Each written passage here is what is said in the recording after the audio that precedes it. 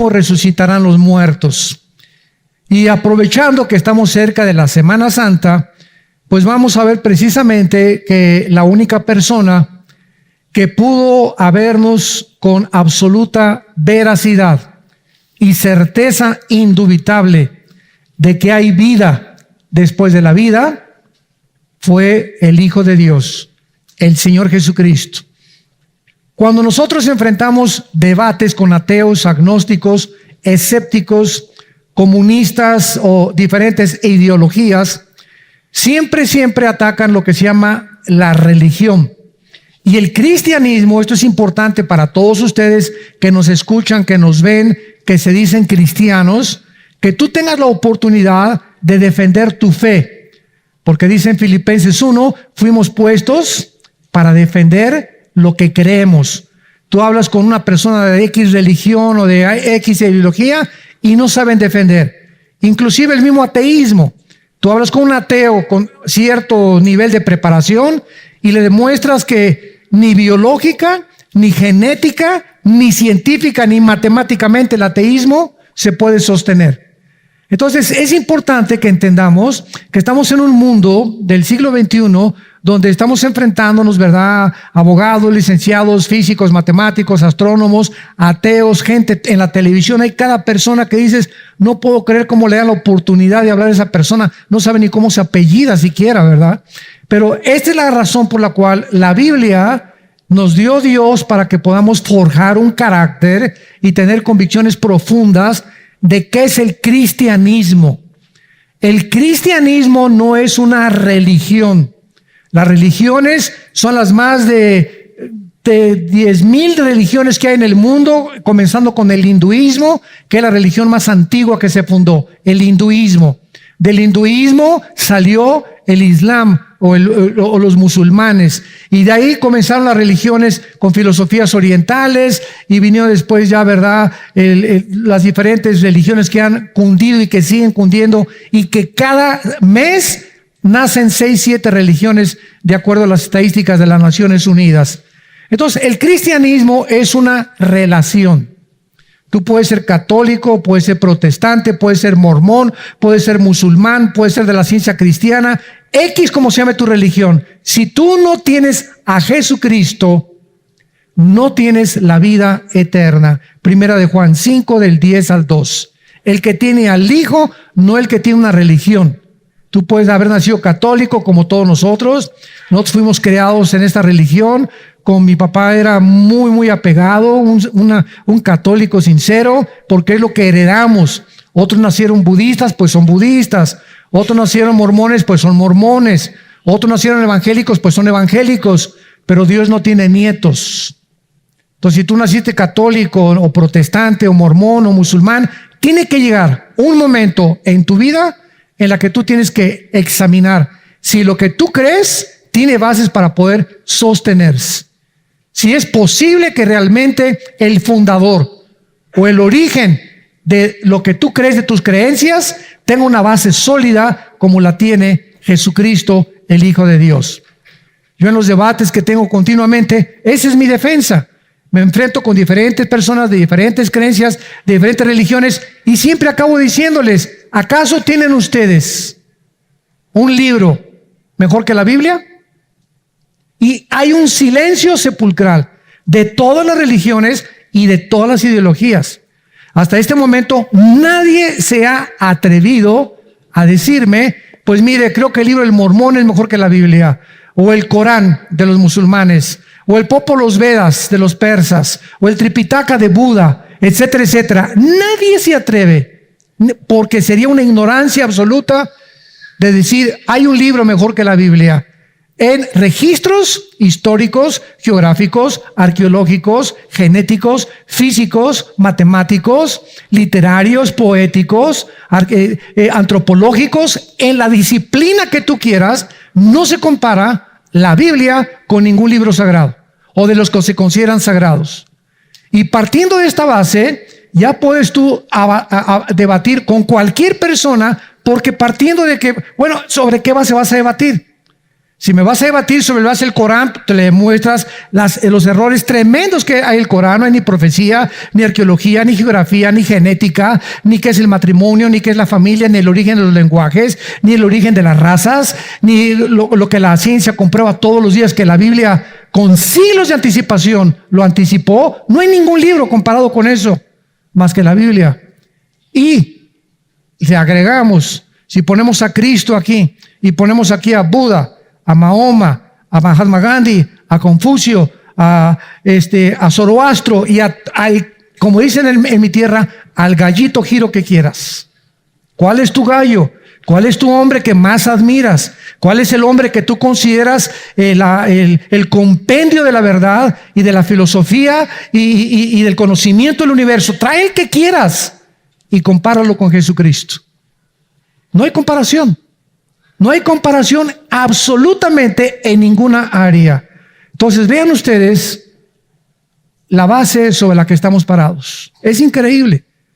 Por eso vamos a demostrar que el mensaje no de una religión, sino el mensaje de la resurrección de Jesucristo es la base del cristianismo. ¿Qué les estoy diciendo?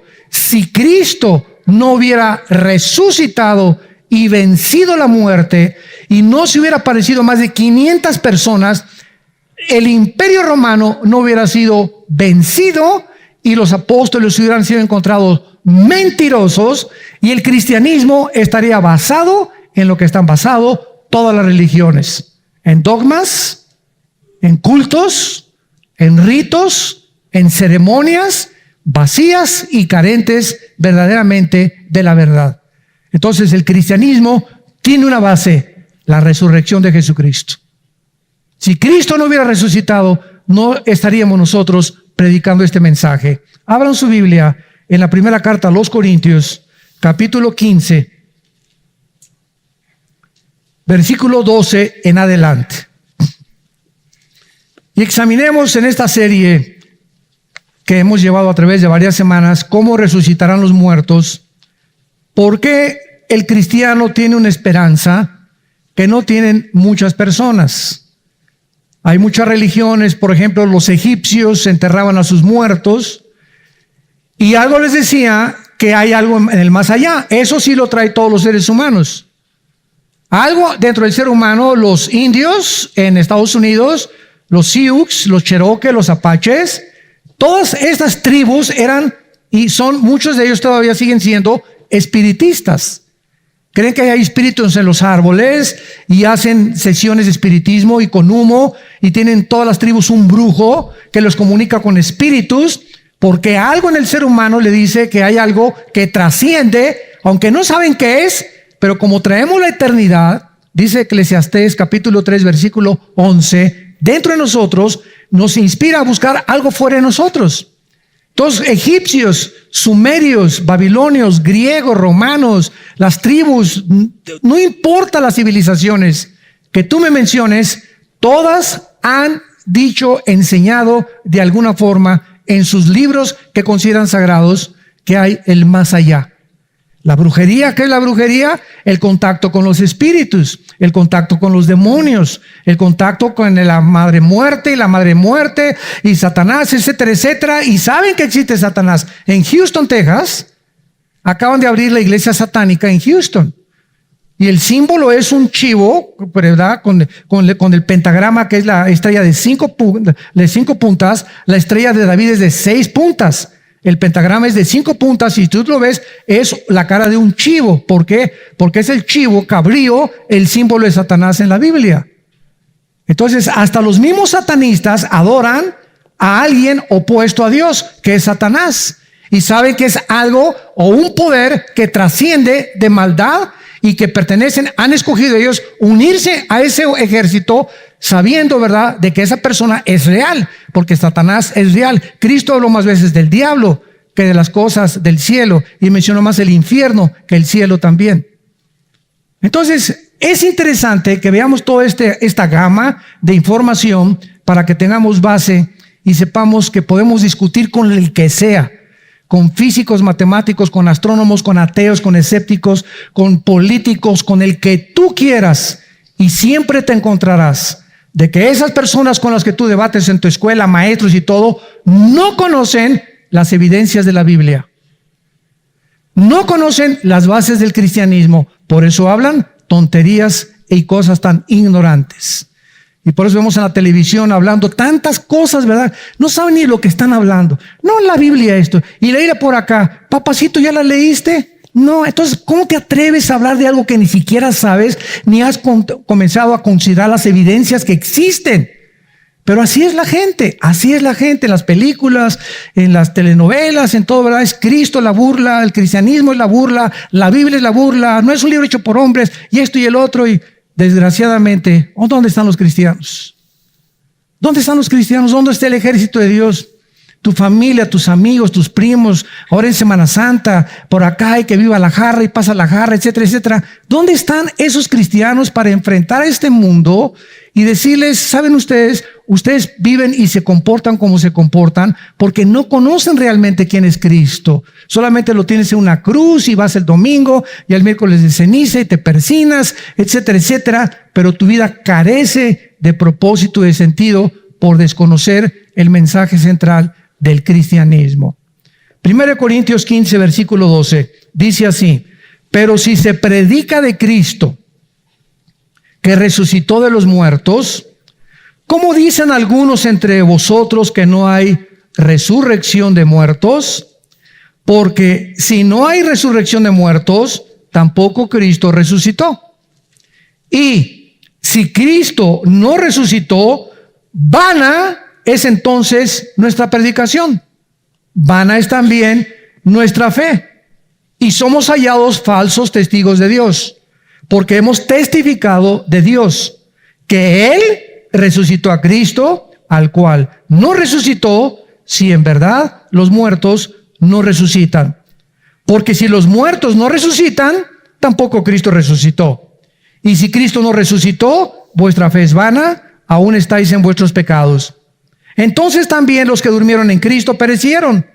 Y si en esta vida solamente esperamos en Cristo, somos los más dignos de conmiseración de todos los hombres. Hace algún tiempo les conté el debate que tuvo un gran físico matemático llamado Blaise Pascal. Blaise Pascal, Isaac Newton, Einstein creía en Dios, Louis Pasteur, Maxwell, el que escribió las ondas. Todos estos hombres inteligentísimos físicos, matemáticos, astrónomos, creían en Cristo y tenían a Cristo como su Salvador. No fue hasta el siglo XX cuando el ateísmo despertó con la fuerza que despertó por el ensoberbecimiento de la tecnología y los avances científicos y tecnológicos a los que el hombre evolucionó. Pero una vez Blaise Pascal hablaba con un ateo y le dijo, bueno, mire, señor ateo, de acuerdo a usted, morimos y no hay nada, ¿verdad? Al polvo y se acabó. En esta vida no importa que hayamos matado, que hayamos robado, que hayamos sido buenos o que hayamos sido malos, no hay castigo, no hay justicia, no hay nada. Al polvo regresamos y ahí nos quedamos para siempre. Pero si Cristo tenía razón y realmente Él resucitó, déjeme decirle algo. El día de la resurrección no me importa lo que usted diga o lo que yo diga, porque si usted tiene razón, le dijo Pascal al ateo, pues ahí quedé y no perdí nada. Pero si Cristo tenía razón, ¿qué amolada se va a llevar en el infierno? Así que ya sea que tienen razón o que no tengan razón, salimos ganando nosotros, en una supuesta consideración, ¿verdad?, bastante extrema. Entonces, si Cristo no resucitó, ¿para qué vivimos? ¿Quién nos puede garantizar que hay vida después de la vida? Ahora, científicamente ya y neurológicamente están saliendo muchos libros, estoy leyendo muchos libros de muchísimos médicos, neurólogos principalmente, que han tenido pacientes que al borde de la muerte han testificado, y yo tengo parientes muy cercanos que han experimentado esto, que cuando estaban en la cama, en la sala de cirugía, en el quirófano, ellos sintieron que se salían de su cuerpo y veían exactamente lo que estaban platicando los médicos de las enfermeras, y cuando se cayeron las tijeras de la mesa del quirófano, etcétera, etcétera, y cuando regresaron a la vida o cuando regresaron a su estado consciente, testificaron y dijeron, ustedes mientras yo estaba completamente, vi lo que hacían y vi lo que estaba en el cuarto y como que viajé por el hospital y regresé a mi cuerpo otra vez. Y de estos testimonios hay cientos en el mundo entero. De médicos alemanes, de médicos belgas, de médicos ingleses, italianos, franceses, etcétera, etcétera. Esto es algo ya innegable. Y cada vez se hacen más películas y más libros acerca de personas que han dicho que fueron al cielo, que vieron un túnel, que vieron una luz y que regresaron, inclusive personas que han ido al infierno. Yo no estoy testificando si sean verdad o no sean verdad, pero es increíble. Las experiencias que tienen muchísimas personas que trascienden la vida física y que dan testimonio de que hay algo después de esta vida. Muy bien. Cuando venimos a la resurrección de Cristo, encontramos algo que es absolutamente trascendental. El Nuevo Testamento que tenemos aquí en nuestras manos describe que Cristo fue arrestado y acusado de blasfemia por los líderes religiosos judíos que conformaban el Sanedrín, que eran aproximadamente 72 ancianos líderes de los cuales las leyes religiosas dependían. Fue encontrado culpable y llevado a juzgar ante Poncio Pilato. Todo estoy hablando no de ritos, no de cosas fantasiosas, ni de leyendas, ni de mitos, ni de cosas. Estamos hablando, cuando venimos a la Biblia, de historia, respaldado por la historia. Esto no son leyendas ni son cuentos de hadas. Estamos hablando de algo que la historia y la geografía y la arqueología respalda. Esto es una de las armas más fuertes que tenemos para defender el cristianismo. Muy bien. Fue juzgado por Poncio Pilato para ser ejecutado. Bajo la presión de los líderes judíos, fue condenado a muerte. Azotado por un látigo romano. Los látigos romanos tenían 35 colas. No eran así como en la película La Pasión de Cristo, que eran chiquitos. Eran como de 1 o 2 metros y tenían puntas de hueso con acero. Entonces, el soldado romano a la víctima le daba el latigazo y se le enrollaba 2 o 3 veces con las puntas de hueso de acero, y cuando jalaba el látigo desprendía los tejidos subcutáneos del dorso y de la espalda de la persona ejecutada o la que iban a ejecutar. O sea que después de los 39 latigazos que a Cristo le dieron, no tenía absolutamente piel, escuchen esto, no tenía piel ni enfrente ni atrás de la espalda. Era un guiñapo humano de sangre.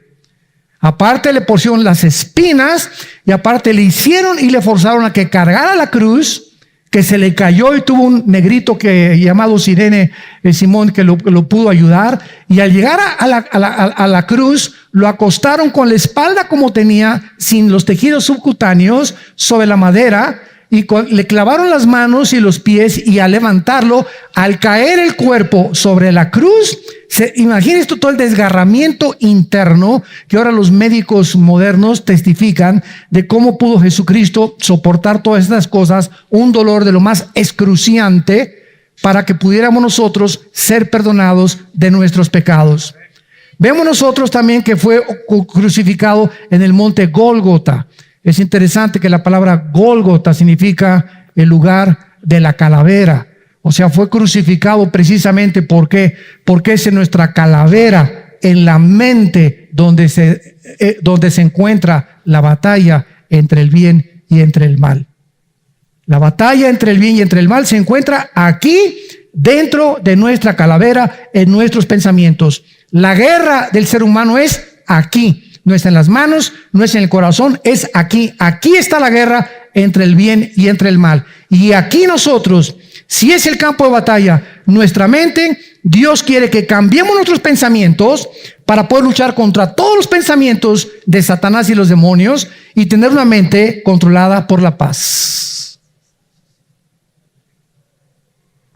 El ser humano en el siglo XXI que vivimos se calcula, de acuerdo a la clínica Rochester en Boston y al Hospital Hopkins en Estados Unidos, que se consideran los 2 centros médicos más prestigiados del mundo todavía, han llegado a la conclusión, estos 2 centros médicos famosísimos, que más del 65% de las enfermedades físicas y mentales de los seres humanos tienen un solo origen. No es el colesterol, no son los problemas cardíacos, no es los triglicéridos. El problema del ser humano se encuentra en el estrés. En el estrés. ¿Qué es el estrés? La enfermedad del siglo XXI. La enfermedad que padece se calcula el 85% de la población a nivel mundial. ¿Qué es el estrés? Es un estado de ansiedad, de preocupación, de tensión, de estrés, de enojo, de ira, de odio, de envidia. Todas estas sensaciones que experimentas en tu mente de amargura, de rencor, todo esto te impide ser una persona controlada por la paz. Y hace 2000 años un hombre, Jesucristo, viene a darnos la medicina que 2000 años después se está descubriendo que esa medicina nos la dieron hace 2000 años. Mi paz les dejo, mi paz les doy. El ser humano no puede funcionar sin estar en paz consigo mismo. Mientras tú no tengas paz contigo mismo, con tu vida, mientras no entiendas y hayas aceptado el perdón de Dios, no te vas a poder perdonar tampoco a ti. Y hay personas que son autodestructivas, no se perdonan. No, a mí nadie me puede perdonar, tienes razón, pero hay alguien que sí te puede perdonar, que se llama Jesús. La sangre de Cristo nos limpia de todo pecado. Y esa paz debe gobernar, de acuerdo a la Biblia, nuestra mente. Porque si yo no tengo esa paz en mi mente, escúcheme y síganme con mucho cuidado. Si no somos gobernados por esta paz, mis decisiones que yo tome no me van a beneficiar. Me voy a lamentar de ellas el día de mañana. Nunca tomes una decisión enojado con tu esposa. Me voy a divorciar. Vete y dale 10 vueltas a la manzana, corre 20 kilómetros o tómate 2 o 3 días y ya que estés sereno moreno, tranquilino pino cocolino, calmado, ya que estés en tus 5 sentidos, pensando ecuánicamente las consecuencias, las no consecuencias, ya puedes decir, vamos a arreglar este asunto, no vamos a escaparnos por una puerta falsa, todo tiene solución. Pero esta condición del ser humano de reaccionar inmediatamente y de tomar decisiones y ya no te quiero, y esto y el otro, y matar y robar, etcétera, etcétera, es precisamente porque el ser humano no es dueño de sí mismo. Y Cristo viene a eso en nuestras vidas, santos de Dios, a que seamos controlados por su paz que sobrepasa todo entendimiento. Un centurión romano, ya colgado Jesucristo, los romanos tenían la orden de que todos los colgados, crucificados, tenían que estar seguros de haber muerto. Entonces los romanos tenían una como bate, ¿verdad? Como de béisbol, ¿verdad? Un tronco así grandísimo, y se acercaban los crucificados y les rompían los meniscos de las rodillas. Para que al romperse los meniscos de las rodillas, porque estaban así los crucificados, colgados, al romperse los meniscos ya no tenían donde seguir sosteniendo, y entonces si no estaban muertos por los clavos y todo lo que pasaron, morían ahogados, se asfixiaban, porque el diafragma ya no podía jalar aire. Entonces era la puntilla final, como decimos muchas veces a los toros, ¿verdad? A los toros, ya ves que les meten la espada en la tauromaquia y al final el torero viene y les mete con un cuchito chiquito y le hace así, aquí atrás, abajo del hipotálamo al toro, y entonces el toro nomás se hace así y ya muere. La puntilla final. Entonces la puntilla final era romper los huesos, pero estaba escrito en Éxodo que a Cristo no le podían romper los huesos. Entonces, el centurión romano, y aquí era un personaje importantísimo, porque por eso lo crucificaron. Este hombre dice que era el César y que iba a hacer una revolución. No. Entonces le encargaron al centurión romano que él se encargara de certificar de que estaba muerto Cristo. Y de una forma coincidencial, que no es coincidencial, el centurión romano no sabía lo que estaba haciendo, no le rompió los huesos, sino que agarró una lanza y dijo, ¿verdad? Por si las flies. Y entonces lo agarró la lanza que le entró por el lado izquierdo de la costilla y le atravesó todo el lado, o sea, de lado a lado, todo lo atravesó y atravesó la capa de lo que se llama el pericardio, que es una capa que envuelve el corazón. Entonces, al atravesarle con la lanza y volvérsela a sacar, no había ya duda alguna de que ese hombre estaba muerto. No podía ya resucitar. No estaba a medias, estaba completamente muerto. Y lo más interesante es que en el capítulo 19 de Juan, Juan escribe, se acercó cuando después que el centurión le dejó la lanza, se acercó Juan porque Juan y la Virgen María y María Magdalena y otras eran 3 mujeres y Juan eran los únicos que se quedaron en la cruz, al pie de la cruz. Y Juan, al acercarse a ver a Cristo, después de que le salió la espalda, Juan escribió en Juan 19, y vi salir una gota de agua mezclada con sangre. Eso fue lo que escribió Juan. En aquel tiempo, hace 2000 años, la cardiología no estaba tan avanzada como está avanzada ahora. Y ahora los cardiólogos del siglo XXI dan testimonio que cuando se mezcla la sangre con el agua, significa una rotura del pericardio. ¿Qué nos quería el Espíritu Santo dar a entender con esto? Que Jesucristo murió ¿de qué? ¿De asfixia? No. ¿De desangramiento? Tampoco. ¿Cuál fue la muerte clínica por la cual Cristo murió? 1000 años antes de que Cristo muriera, el rey David escribió en el Salmo 22. Horadaron mis manos y mis pies. Dios mío, ¿por qué me has desamparado? Estoy colgado en medio de toros de Basán. Repartieron mi ropa entre sí. 1000 años antes de que Cristo fuera crucificado, la Biblia, por el Salmo de David, describía la crucifixión con increíbles detalles. Pero lo más interesante es que David escribe, y mi corazón fue como la cera, se derritió. En otras palabras, Cristo muere en el momento que tus pecados y mis pecados son puestos sobre su cuerpo, el justo pagando por los injustos, Él llevando en la ira de Dios, Dios descargando el castigo que tú y yo merecíamos, lo descarga sobre su Hijo. Los pecados en el cuerpo de Cristo hicieron que le explotara el corazón. Cristo muere de dolor moral. Una madre puede estar más cerca de comprender este dolor moral cuando pierde un hijo. O cuando van a parir también. Son unos dolores impresionantes. El momento en que los pecados fueron puestos sobre él, fue tan grande el dolor moral, no físico. Cristo en el huerto de Getsemaní, cuando le dijo al Padre, Padre, si es posible, pasa esta copa, pero no será mi voluntad. Él no estaba teniendo miedo a los clavos y a los látigos romanos. Él sabía que su cuerpo iba a ser hecho un guiñapo humano colgado en la cruz. Cristo estaba sufriendo en Getsemaní antes de ir a la cruz, de que en esa cruz, en el momento que nuestros pecados fueran puestos sobre su cuerpo, el Padre le abandonara. Y entonces gritó Jesús, Elí, Elí, lama sabactani, que en arameo significa, Padre mío, ¿por qué me has abandonado? ¿Por qué me has abandonado? Y la respuesta es, porque alguien tenía que pagar los pecados. A nosotros nos perdona para que tú mueras, y de esa forma les muestro que los amo.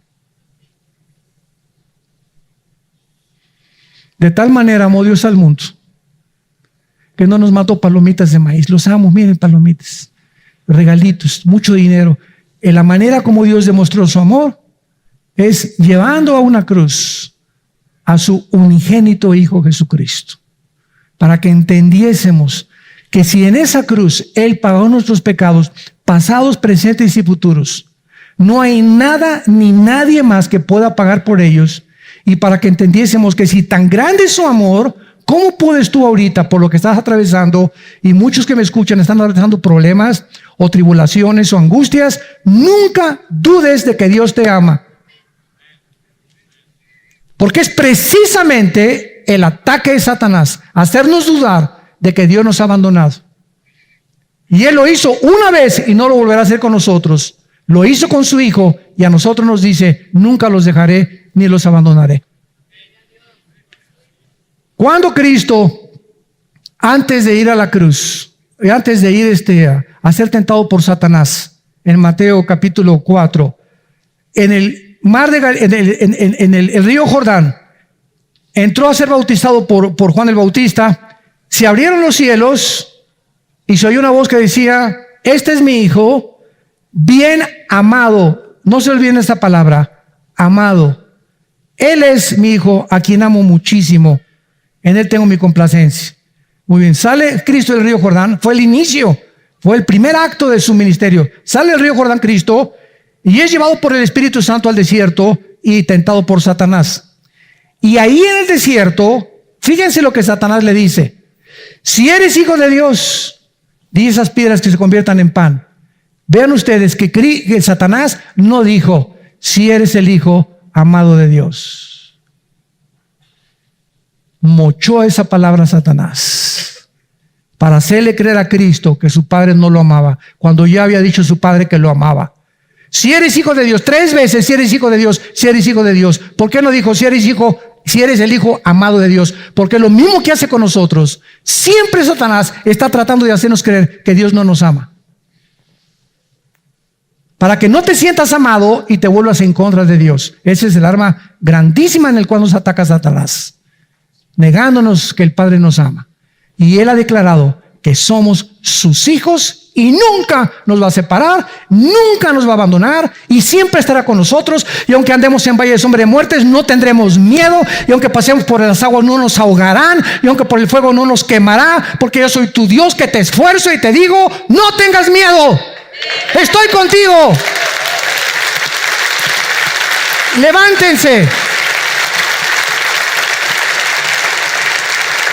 No escuches la voz del enemigo. Él está contigo y repréndelo. Cristo lo reprendió con la palabra de Dios. Y siempre que te sientas así: ay, ya no me quiere, y la autolástima, todos me abandonaron y ya no me quiere mi novio, ya no me quiere, y yo, siempre que sientas eso de autolástima por ti, que ya no me quieres, etc., comienza a decir: alabado, yo, ra. ¿Por qué? Porque soy hijo de Dios, soy hija de Dios. Él me ama. Él me ama.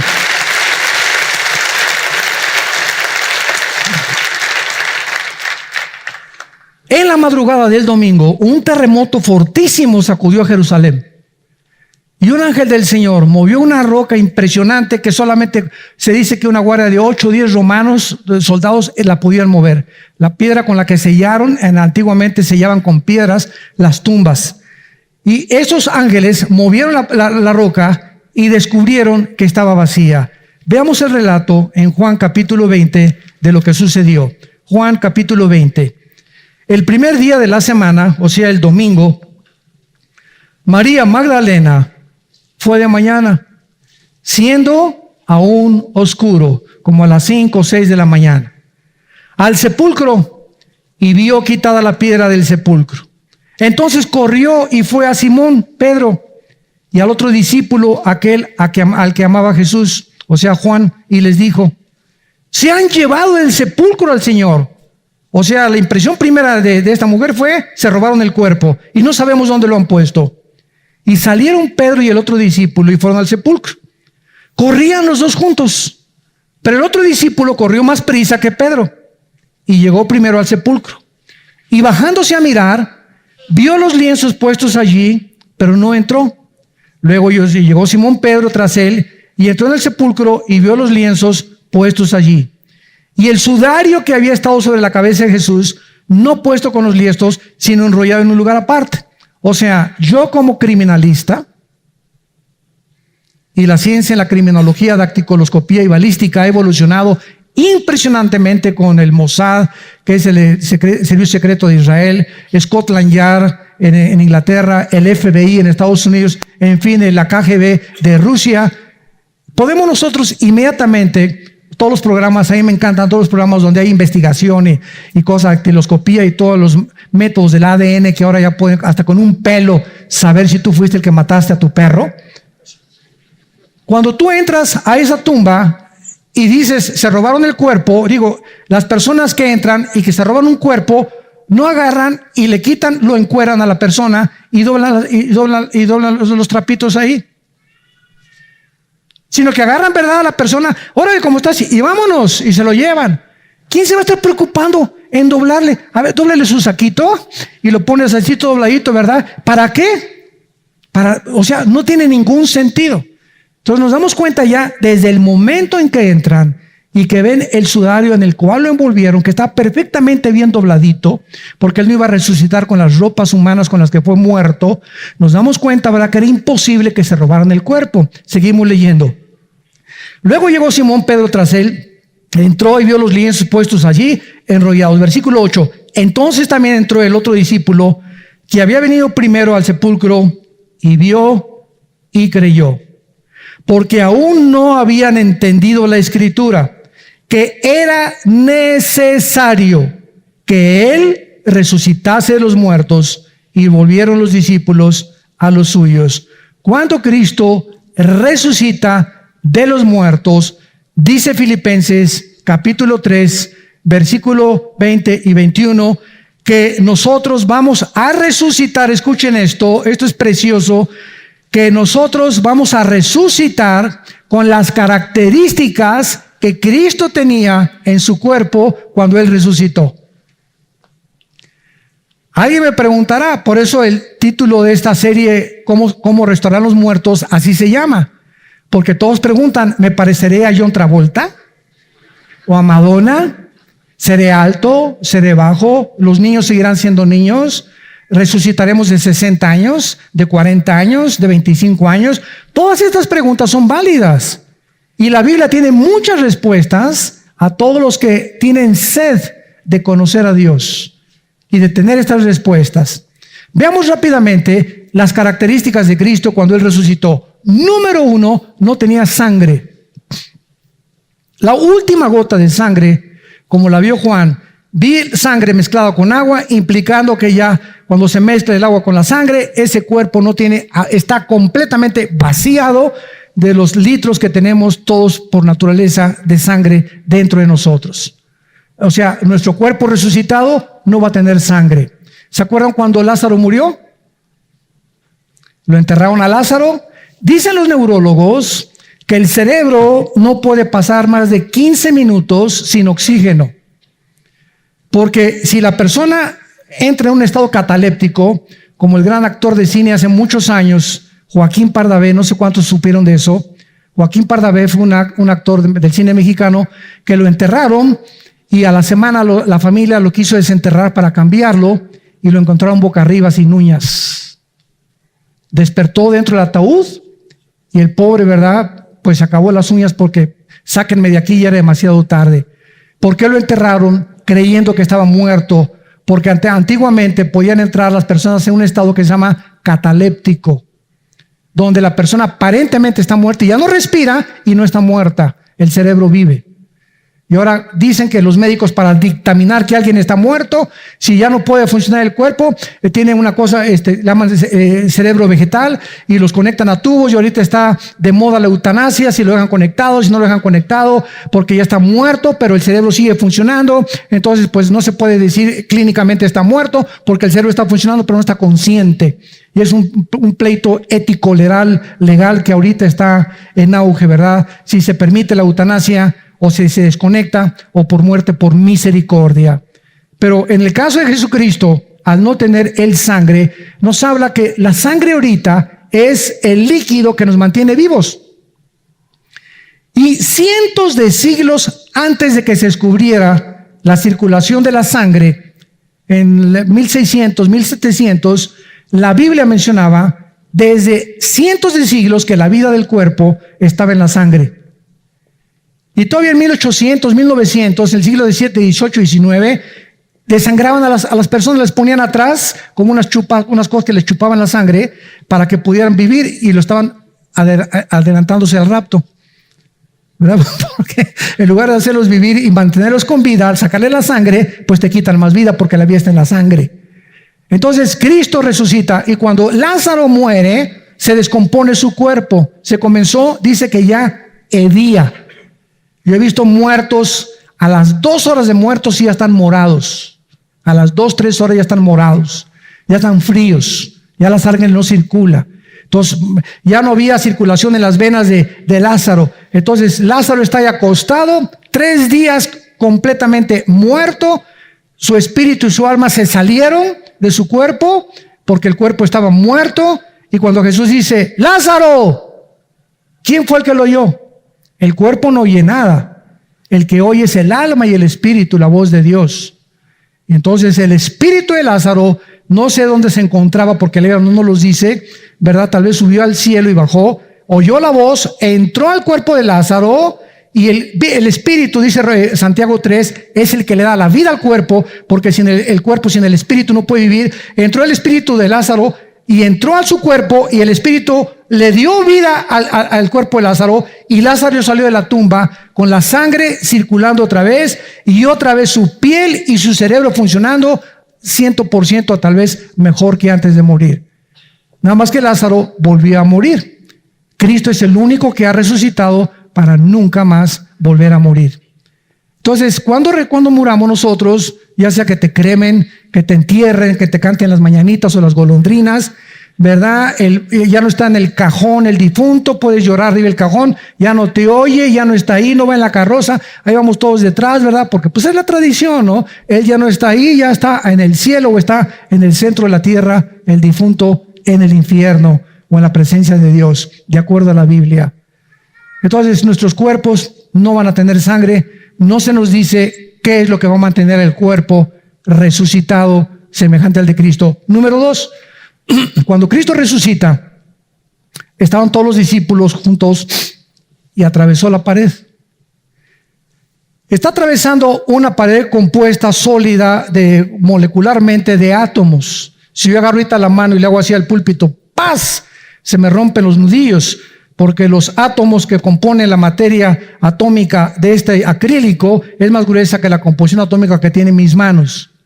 Pero el cuerpo de Cristo atravesó la composición molecular de una pared y se les apareció a ellos. Lógico, Gasparín, dijeron ellos. Un fantasma. No puede ser. Nadie ha hecho jamás. Entonces, al aparecerse Cristo a la pared, ve a Tomás y lo primero que hace Cristo, ¿verdad? Tommy boy, come here, ven para acá, Tomasito. Y se acerca a Tomás porque una semana antes él había dicho: a mí no me vengan con cuentos que resucitó, hasta que yo no ponga mis manos en sus manos y mi mano en su costado, donde vi la lanza, ¿verdad?, que le atravesó el centurión, yo no voy a creer que es un fantasma, son mitos, son leyendas. Él era el más escéptico de todos los apóstoles de Cristo.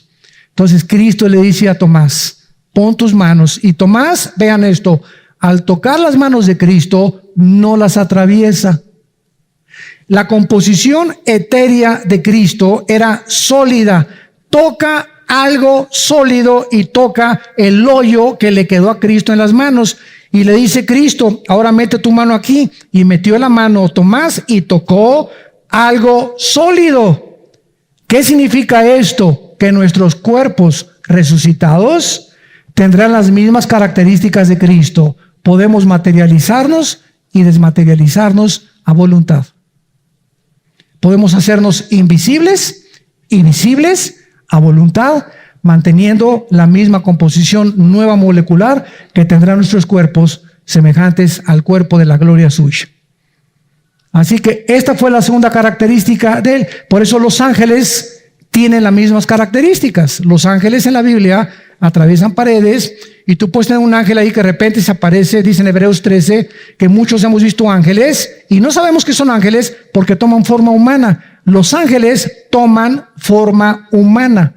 No se meten dentro de un humano, tienen apariencia humana, nada más que glorificados, pero sus características son como las de Cristo. Pueden desaparecer, atravesar paredes y volar y desaparecer a millones de años luz con la velocidad de la luz, o tal vez mucho más rápido que la velocidad de la luz. En tercer lugar, Cristo en Lucas 24, 41 al 43. Iban camino de Emaús los discípulos y se les aparece Cristo. Se les apareció a más de 500 personas, pero aquí en este caso a 2 personas.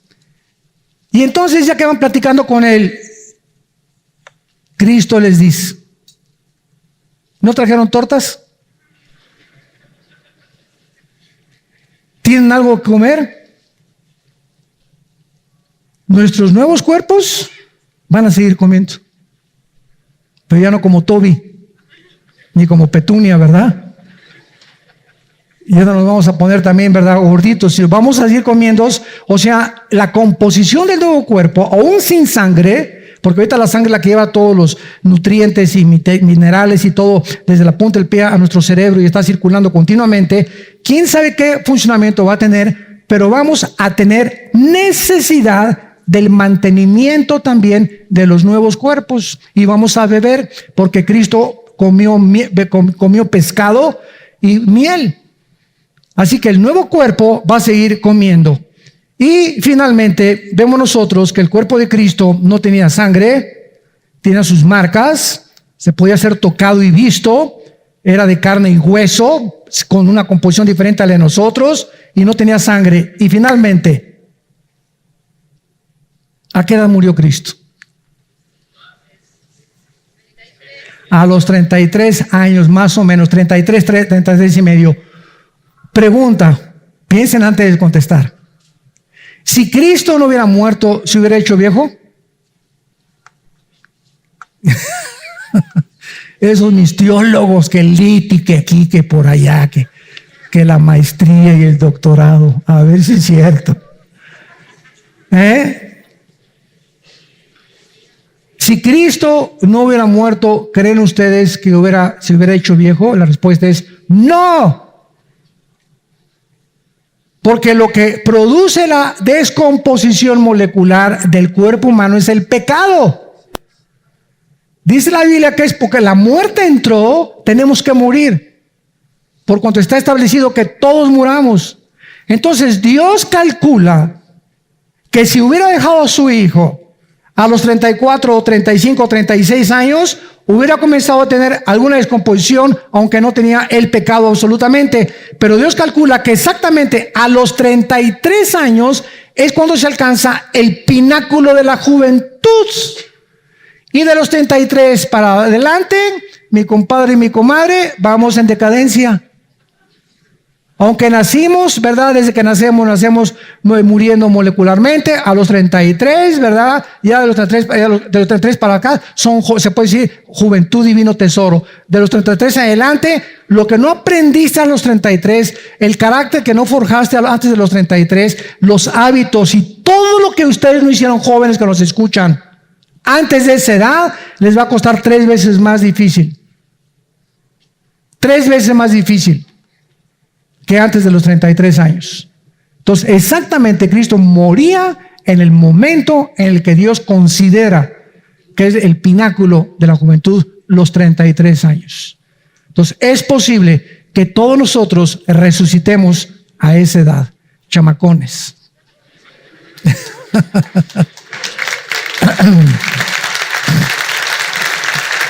Y finalmente, casi siempre cuando se debaten con ateos, escépticos o agnósticos acerca de la resurrección, hay varias teorías que se han desarrollado y que las tienen ustedes que conocer acerca de lo que esgrimen y te debaten. No, pues que el Cristo se lo robaron, que no es cierto que Cristo existió. Un ateo una vez que hasta me dijo en un programa, es que mire, para mí que Cristo ni existió. Yo volteé y le dije, ¿trae usted reloj? Sí. ¿Qué hora es? Las 2 eran 12 y 25, 12 y media, 12 y media. Chéquele la fecha, joven, le dije. 31 de marzo de 1991. Oiga, ¿y desde cuándo estamos contando el 91? Le pregunté. Desde que Cristo nació. Burro. Qué increíble, ¿no? Que ha sido tan grande el impacto de este hombre, no es a partir de Buda, ni a partir de Mahoma, ni a partir de Zoroastro, ni a partir de ningún líder religioso, es a partir de Cristo que la historia se cuenta antes y después. Es tan impactante la historia de Cristo que es el único personaje en la historia del ser humano de quien durante el tiempo que le llamamos la Navidad se celebra su nacimiento, y aunque sabemos que él no nació, pero se aprovechan de celebrar de ningún otro personaje, y hasta los ateos les dan vacaciones. Y por si fuera poco, ahora estos próximos días, la famosa Semana Santa, que de santa no tiene nada. ¿Por qué? Porque verdad es pura pachanga y pura paz a la jarra. Entonces, en esta famosa Semana Santa que se conmemora, que fueron los 7 días del Domingo de Ramos a cuando Cristo muere o lo crucifican, que no fue el viernes, fue el jueves cuando Cristo muere, del jueves al viernes, del jueves al viernes, del viernes al sábado, y Él resucita en la madrugada del primer día, como lo vamos a demostrar, es exactamente lo que se considera como la Semana Santa. Es el único personaje que se dan de vacaciones para celebrar su muerte y resurrección. Nunca ves al gordito de Buda que está celebrando su muerte y que sea en vacaciones. Ni Zoroastro, ni Mahatma Gandhi, ni de Mahoma, ni de nadie. Es Cristo el que dividió la historia. El que la historia está concentrada en Él y en el que la historia celebra su cumpleaños y su nacimiento, su muerte y resurrección. El único personaje de toda la historia. Es tan impactante la historia de la vida de Jesús.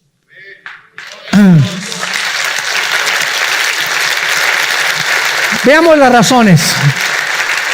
Veamos las 5 excusas que la gente ha puesto a través del tiempo para decir que Cristo no resucitó. Veamos primero el registro de su entierro. El entierro de Cristo fue hecho en la época donde se encontraban Justino Mártir, Plinio y y Josefo, que eran escritores judíos al servicio de Roma. Y tú puedes leer las cartas y los libros de Josefo y de Plinio, donde mencionan la muerte de Cristo, de un hombre que era de Nazaret, que crucificaron bajo el gobierno de Poncio Pilatos, etcétera, etcétera. La historia, historiadores dan testimonio de la muerte y resurrección del Hijo de Dios. Número 2, los historiadores no tenían razón para dudar de su existencia, porque todas las personas claves en el escenario de su entierro fueron los historiadores romanos, cuyos libros permanecen aún en las bibliotecas de cualquier librería del mundo. Entre estas personas se encontraba José de Arimatea, que era un miembro del Sanedrín, que fue el que prestó su tumba para que enterraran a Jesucristo. Número 3, esto es tremendo, las mujeres. Esto es tremendo, las mujeres seguidoras de Cristo fueron las primeras testigos de su crucifixión y de su resurrección. A la primera persona a la que Cristo se aparece fue una mujer. ¿Por qué esto es tan altamente significativo? Porque si la historia de Cristo fuera falsa, escuchen, era altamente improbable que este papel se le hubiera atribuido a las mujeres, porque en el siglo I hasta el siglo IV y V, el testimonio de las mujeres, y todavía en el Medio Oriente como Arabia Saudita y otras naciones, no se considera en un testimonio legal que una mujer dé testimonio. No es considerado aceptable entre los hombres ni entre los jueces. Increíble. Así que si alguien hubiera inventado esto, que él se hubiera aparecido, lo último que hubiera dicho era, se le apareció una mujer. Porque era algo totalmente aberrante que fueran las mujeres los testigos de un evento que marcaría la historia. Número 4, el sitio de su entierro. Los que han ido a Jerusalén con nosotros. Tú ves, la tumba de Buda está vacía, la tumba de Mahoma está vacía, la tumba de Zoroastro está vacía, la tumba de Mahatma Gandhi está vacía, la tumba de Confucio está vacía. Cuando vamos a Jerusalén, la tumba de Cristo está vacía. ¿Por qué está vacía? Todas las demás tumbas de los demás, ahí están. Vacías porque no son cuerpo, su alma y su espíritu, pero están sus huesos. Y están ahí su cajón y todo. Tú ves a la tumba y entramos a la tumba de Cristo, que está en un jardín precioso, y entramos y te dejan entrar a la tumba y te das cuenta, ¿verdad?, que la tumba de Cristo no hay absolutamente nada desde hace 20 siglos. Que se ha mantenido de esa manera. El entierro de Cristo, el sitio de su entierro. Y finalmente, ¿qué tan importante es la evidencia de la tumba vacía? Si los judíos o los romanos, escuchen esto, es uno de los argumentos apologéticos más fuertes. Si los judíos o los romanos hubieran podido producir el cuerpo de Jesús, el cristianismo hubiera sido falsificado, porque lo pudieran haber exhumado el cuerpo y exhibirlo públicamente y desmentir que hubiera resucitado. Pero desde el momento en que Cristo resucita, todo el imperio romano se movió para comenzar a buscarlo. Es más, acabamos de ver mi esposa y una película que acaban de estar en Estados Unidos que se llama Resucitó. De las pocas películas apegadas a la resurrección de Cristo y de la historia que se involucró en cómo buscaron los romanos con expertos para encontrar, y el dinero que ofrecieron para que si alguien encontraba el cuerpo de Cristo, lo recompensarían. Y esto es algo indubitable que nos muestra finalmente el testimonio de los apóstoles. Cuando Cristo se les aparece a los apóstoles, eran unos cobardes, estaban encerrados en un cuarto, dijeron, no puede ser, no, todo lo que nos dijo el maestro no es posible. No es hasta que vieron a Cristo y tocaron sus manos y metieron su mano en su costado y se dieron cuenta que aquel que les dijo, yo soy la resurrección y la vida, y cualquiera de ustedes que crea en mí no morirá eternamente, sino vivirá conmigo. Los apóstoles fueron llenos del Espíritu Santo y se enfrentaron al imperio más grande de la historia, el Imperio Romano. Y el Imperio Romano no fue vencido por los hunos, ni por los bárbaros, ni por los vikingos, ni por los pobladores. Fue vencido con el mensaje del Evangelio de Jesucristo resucitado.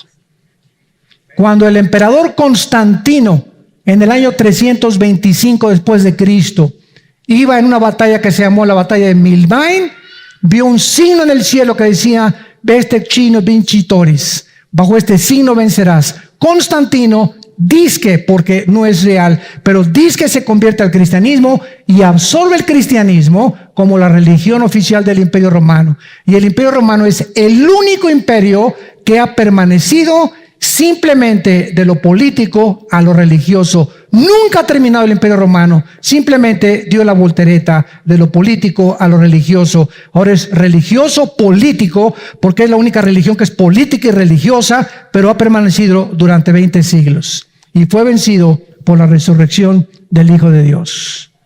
Y de acuerdo a la Biblia, de 10 naciones que pertenecieron al Imperio Romano entre el Medio Oriente y entre Europa, saldrá el futuro dictador mundial llamado el Anticristo. Así que nos encontramos en una generación emocionante, con muchas prisiones, con mucha angustia de la gente, con mucha confusión, y somos los portadores del más glorioso mensaje que la gente necesita escuchar, de la gracia de Dios, que Dios los ama. Tu familia está como tú estás, tus amigos están como están, tus parientes están como están, tus trabajadores están como están, viven y hacen lo que hacen porque no conocen este mensaje. Y hemos sido nosotros llamados, privilegiados, para poder llevar este mensaje a las naciones.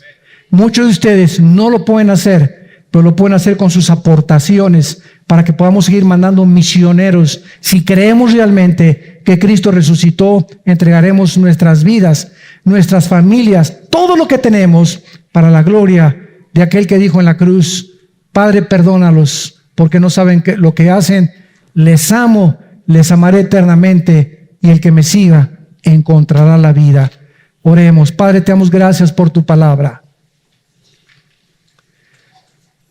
Gracias, Señor, por la resurrección de tu Hijo entre los muertos y la esperanza viva que todos tenemos de volverlo a ver.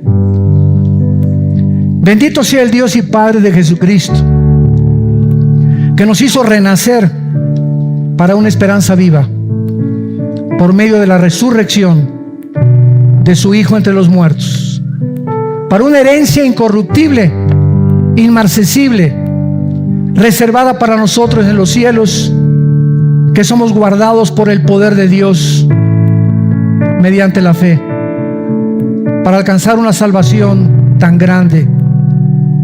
Por lo tanto, ceñid los lomos de vuestro entendimiento y andad como es digno de Jesucristo, llevando fruto en toda buena obra, creciendo en su gracia y en su conocimiento.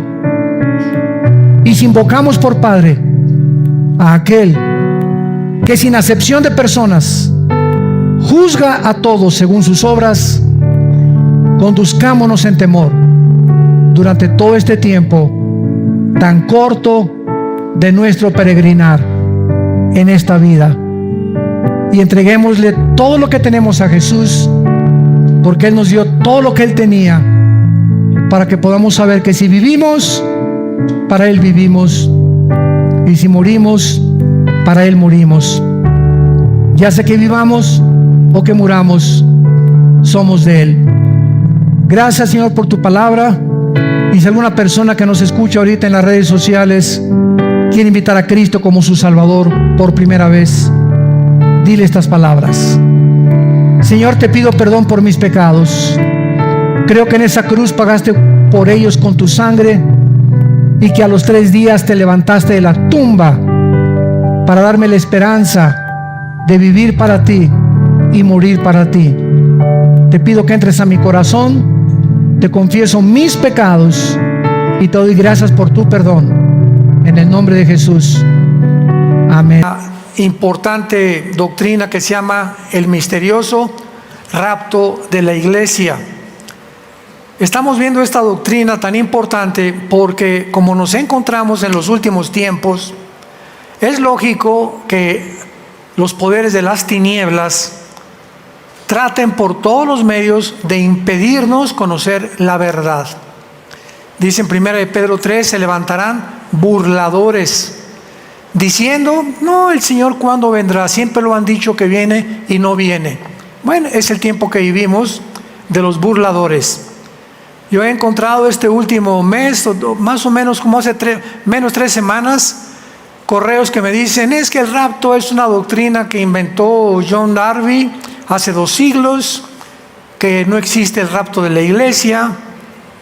Y pues históricamente, como lo dije en la conferencia anterior, es muy fácil de debatir, porque los que dicen que el rapto no existe antes de hace 2 siglos, que fue cuando se puso de moda, de acuerdo a los burladores, porque estamos llenos de burladores, pues Eusebio y Irineo, padres de la iglesia, en todos sus escritos mencionan el rapto de la iglesia.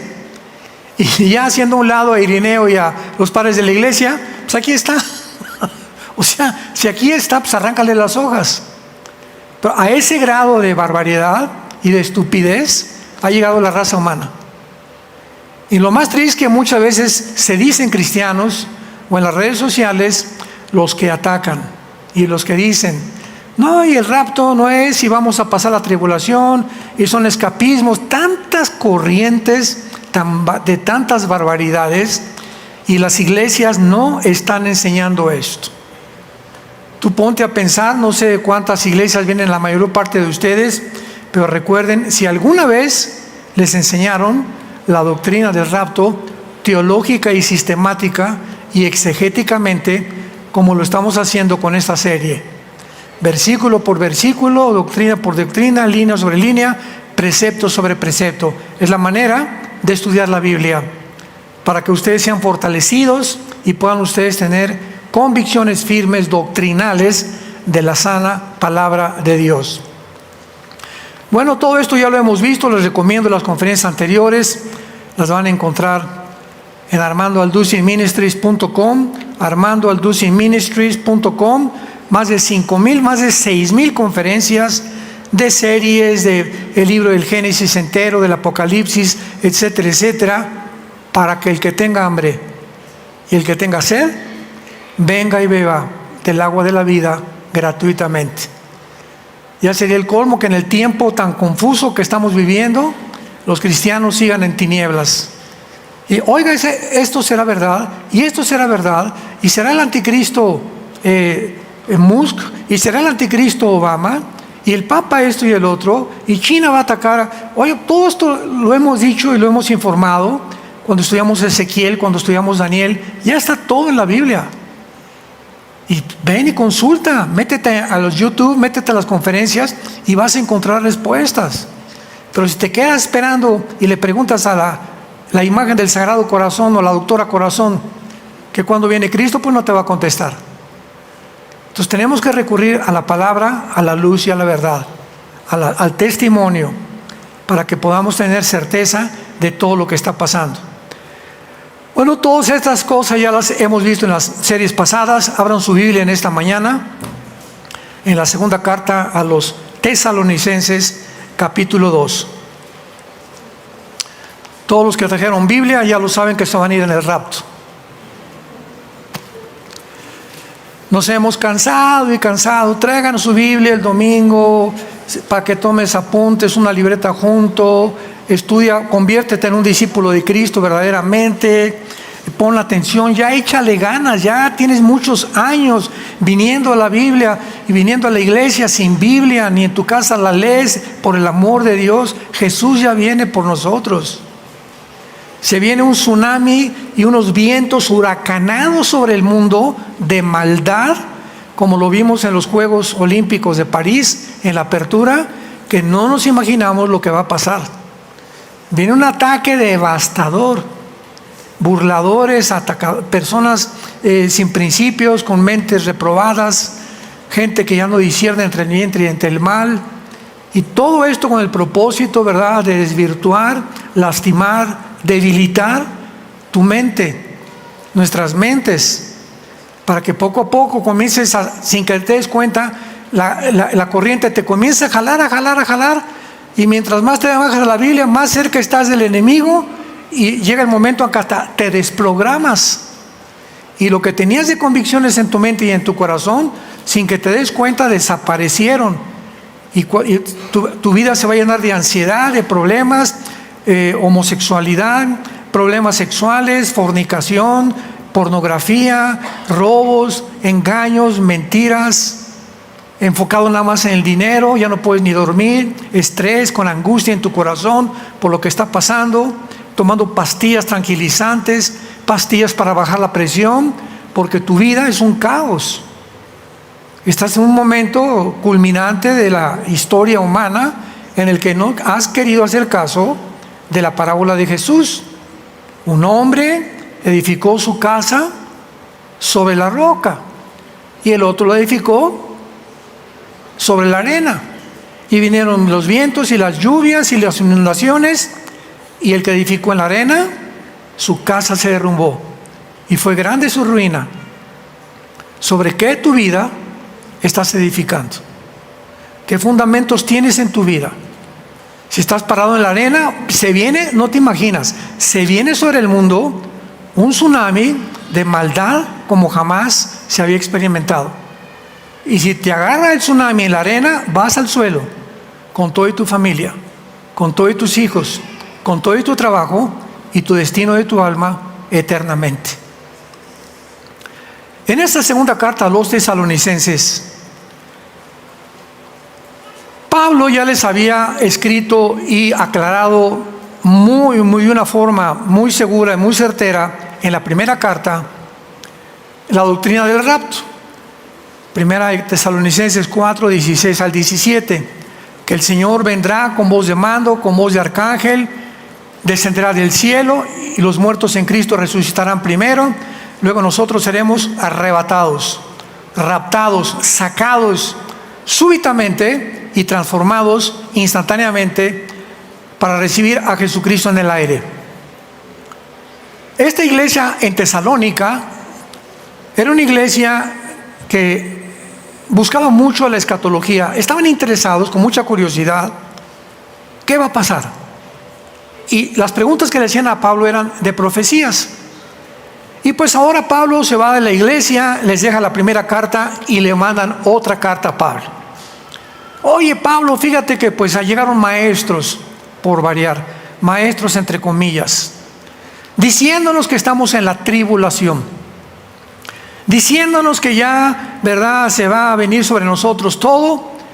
Y esta es la razón por la cual Pablo les escribe la segunda carta, para explicarles que no se encontraban en la tribulación, porque antes de que la tribulación viniera, tenían que haber dos cosas que se tenían que cumplir. Vamos a dar lectura al capítulo 2 de la segunda carta a los tesalonicenses. Pero con respecto a la venida de nuestro Señor y nuestra reunión con Él, aquí está hablando del rapto que ya les mencioné.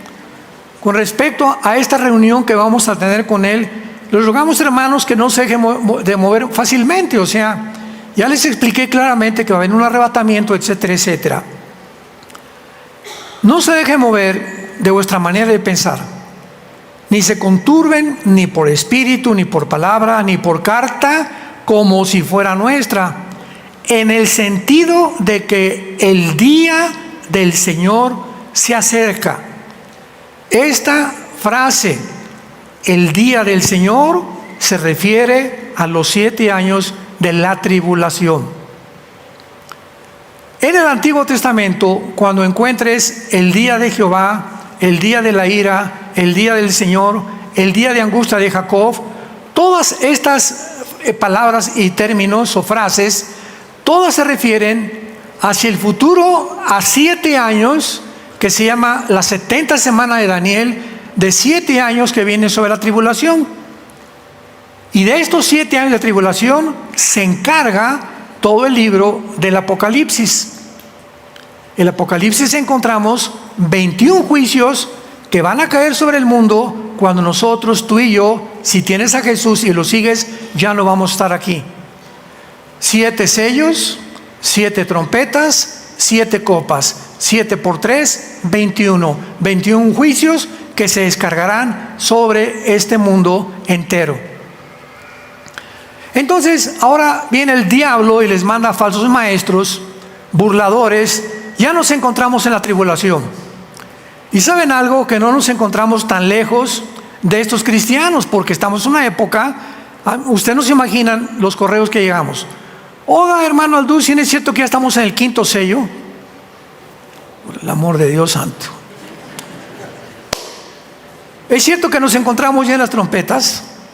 Es cierto, qué increíble que pueda haber cristianos todavía con esta falta de información. Hermanos, si estamos en el 4.º del sello, ¿dónde está el anticristo? Porque el primer sello, el caballo blanco, es el anticristo, por el amor de Dios. Las trompetas vienen después. Entonces, ¿cómo preguntas que si nos encontramos en el 4.º sello o en la 3.ª trompeta? Pero así estamos llenos por las redes sociales en un mundo donde por todos lados todo el mundo está opinando, diciendo, especulando, sin que tengan ninguna base exegética, teológica, de la doctrina sana de Dios para poder explicar qué dice la Biblia. Entonces, Pablo le está diciendo: nunca se dejen mover por ninguna carta, ninguna red social, ni por el Twitter, ni por el Telegram, por ninguna cosa que oigan de las redes sociales, en el sentido de que algo contradice la Biblia, para que ya seamos más claros. Entonces, no se dejen pensar de que estamos ya en la tribulación. Versículo 3. Nadie los engañe en ninguna manera, porque no vendrá ¿qué cosa? La tribulación, el día del Señor, que es la frase con la que se designa los 7 años de la tribulación. No vendrá sin que antes venga la apostasía y se manifieste el hombre de pecado, el hijo de perdición.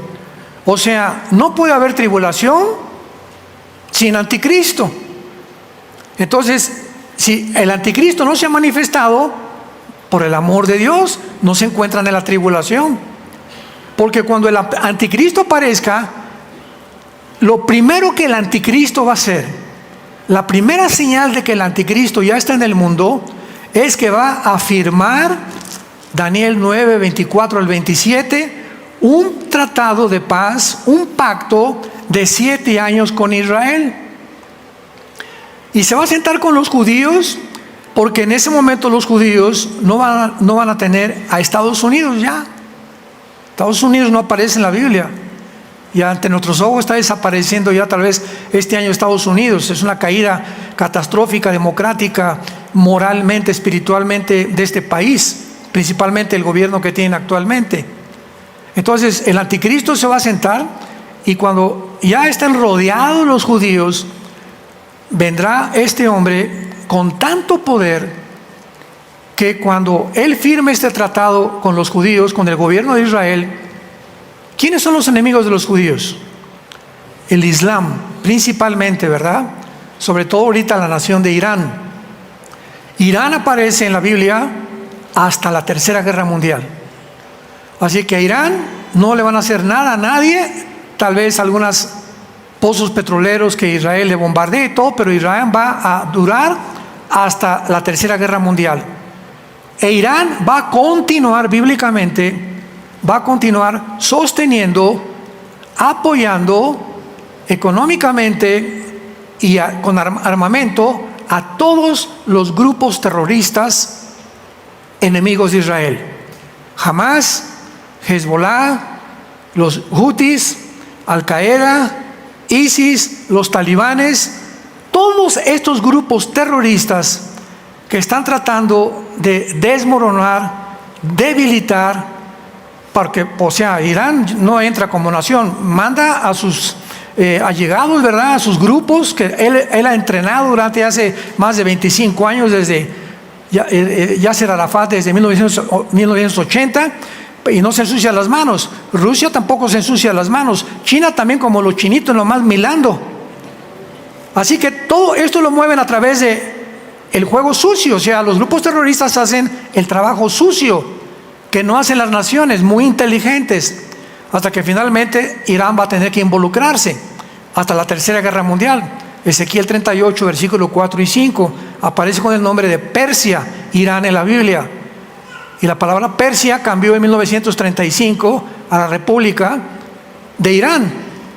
Se le cambió el nombre de Persia bíblica a Irán, y en el 79 del siglo pasado se le cambió a la República Islámica de Irán, porque ahorita Irán está manejada, controlada y dirigida por un grupo religioso.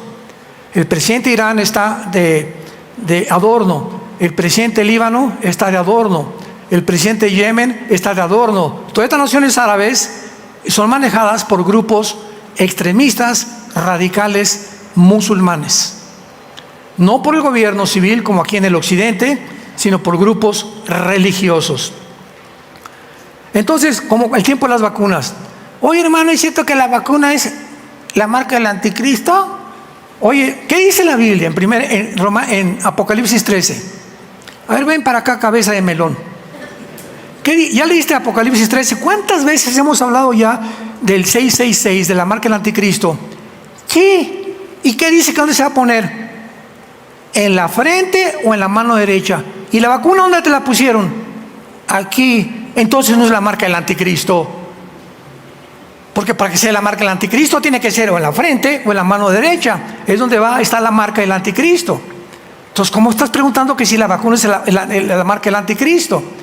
Oiga, ¿y el chip que le pusieron a mi perro y será la marca del anticristo? Y ahora que el gobierno dice que nos va a controlar a través del seguro social con chips incrustados en alguna parte de la piel, tampoco es la marca del anticristo. Entonces tenemos que encontrar, para que la marca del anticristo exista, tiene que existir el anticristo. Si no hay anticristo, no hay marca. Y tú y yo ya no vamos a estar aquí. Así que ahí se ven. No vendrá esa tribulación sin que antes venga la apostasía y se manifieste el hombre de pecado, el hijo de perdición. La palabra epistemia, apostasía, significa salirse del camino, abandonar la verdad, abandonar la fe. Primera de Juan, capítulo 2, versículo 12 en adelante. Salieron de nosotros, pero no eran de nosotros. Porque si hubieran sido de nosotros, hubieran permanecido con nosotros. Pero salieron para que se manifestara que no todos son de nosotros. Entonces la iglesia así visible, local, está mezclada con trigo y cizaña. Y todas las iglesias cristianas en el mundo entero están mezcladas con mucha cizaña. En otras palabras, hay muchos de ustedes, solamente Dios lo sabe, y a lo mejor tú también, que no son cristianos, que vienen cada domingo, ¿verdad? Como antiguamente en la iglesia católica llegábamos, nos persinábamos y de lunes a viernes nos portábamos como el anticristo, y otra vez recibíamos a Cristo con la hostia el domingo, y otra vez se nos salía Cristo entre semana y lo volvíamos a recibir cada vez que íbamos el domingo a la iglesia. Eso se llama la religión, esa es la religiosidad. Pero cuando vienes a Cristo, Él entra a tu vida para siempre. No lo tomas cada semana ni cada mes, lo recibes para siempre. Y si tu vida no ha sido transformada y cambiada radicalmente desde que recibiste a Cristo, no es cierto que recibiste a Cristo. Eres religioso nada más. ¿Te gusta oír la palabra? ¿Te gusta venir a la iglesia? ¿Te gustan los cantos? ¿Te gustan las alabanzas? Pero no sigues a Jesús. Tus acciones siguen siendo las mismas, tu carácter sigue siendo el mismo. No hay nadie en tu familia que diga: mi padre ya cambió, mi hijo ya cambió, mi esposa ya cambió, mi compadre ya no es el mismo, ya no va conmigo, ni se echa los tequilas conmigo, no le gustan los chistes ya groseros, etcétera, etcétera. Ya me dice que ya no ve pornografía. Mi compadre algo le pasó, a mi mamá algo le pasó, a mi hijo algo le pasó. ¿Qué fue lo que nos sucedió? ha entrado Jesús a nuestra vida a revolucionar nuestra conducta. Si no hay un cambio en tu vida, hay una revolución, eres una persona religiosa nada más. Entonces la apostasía es precisamente lo que estamos viviendo. Ustedes no tienen idea, hermanos. Yo este año cumplo, no edad, cumplo 48 años de predicar este libro. Este año, 48 años tengo de predicar el Evangelio de la gracia de Dios. Comencé a predicarlo en 1977, cuando estaba de misionero en la sierra entre Oaxaca y Guerrero, durmiendo en pisos de adobe, tapándome con periódicos. 3 años con los indígenas, creí que Dios me llamaba para misionero. Después de eso, ya en los 80, regresamos a México. Yo vivía allá en la sierra. Adán, mi hijo, estaban chiquitos, comíamos frutas, éramos muy pobres. Ya nos venimos a México, comencé a dar estudios, comenzamos a crecer, hicimos la primera iglesia, etcétera, etcétera, y se fue desarrollando el ministerio. Entonces, he visto algo de la apostasía.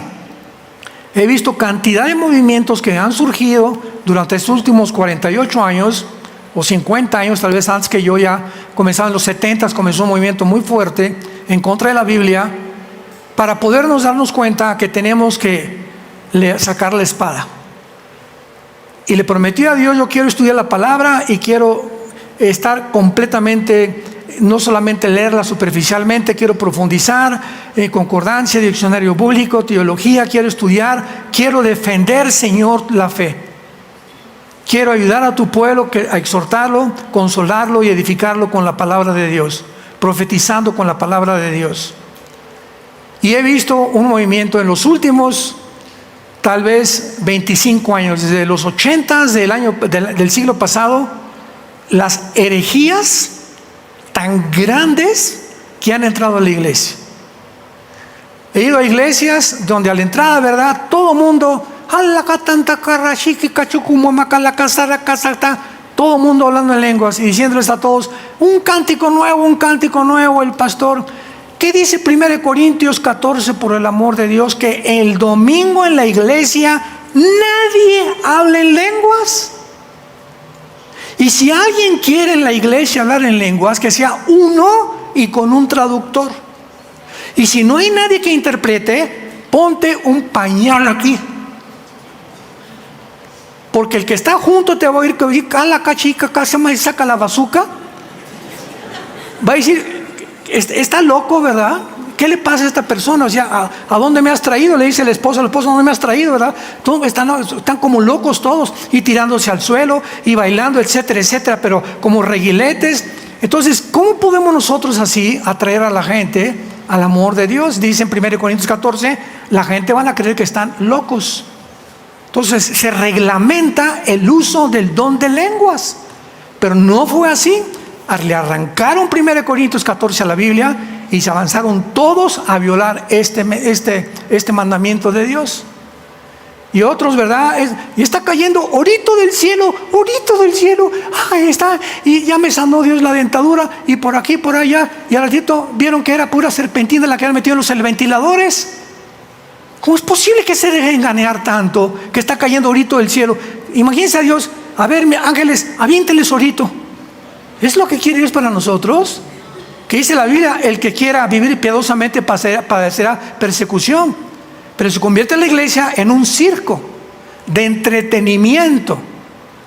Yo me he cansado de decirles la semana que entra, en 2 semanas, tengo una conferencia en Miami, y les he dicho a muchos pastores y a muchos cristianos: si en tu iglesia que tú vas nunca te has sentido ofendido, no regreses a esa iglesia, porque el evangelio ofende.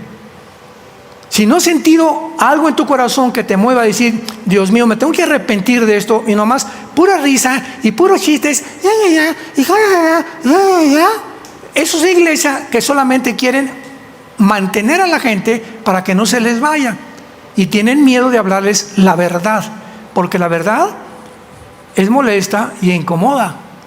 Y la verdad es como una espada de dos filos que si no entra y no te hace enojar y no te sientes pecador delante de Dios, no te están predicando el evangelio de la gracia de Dios.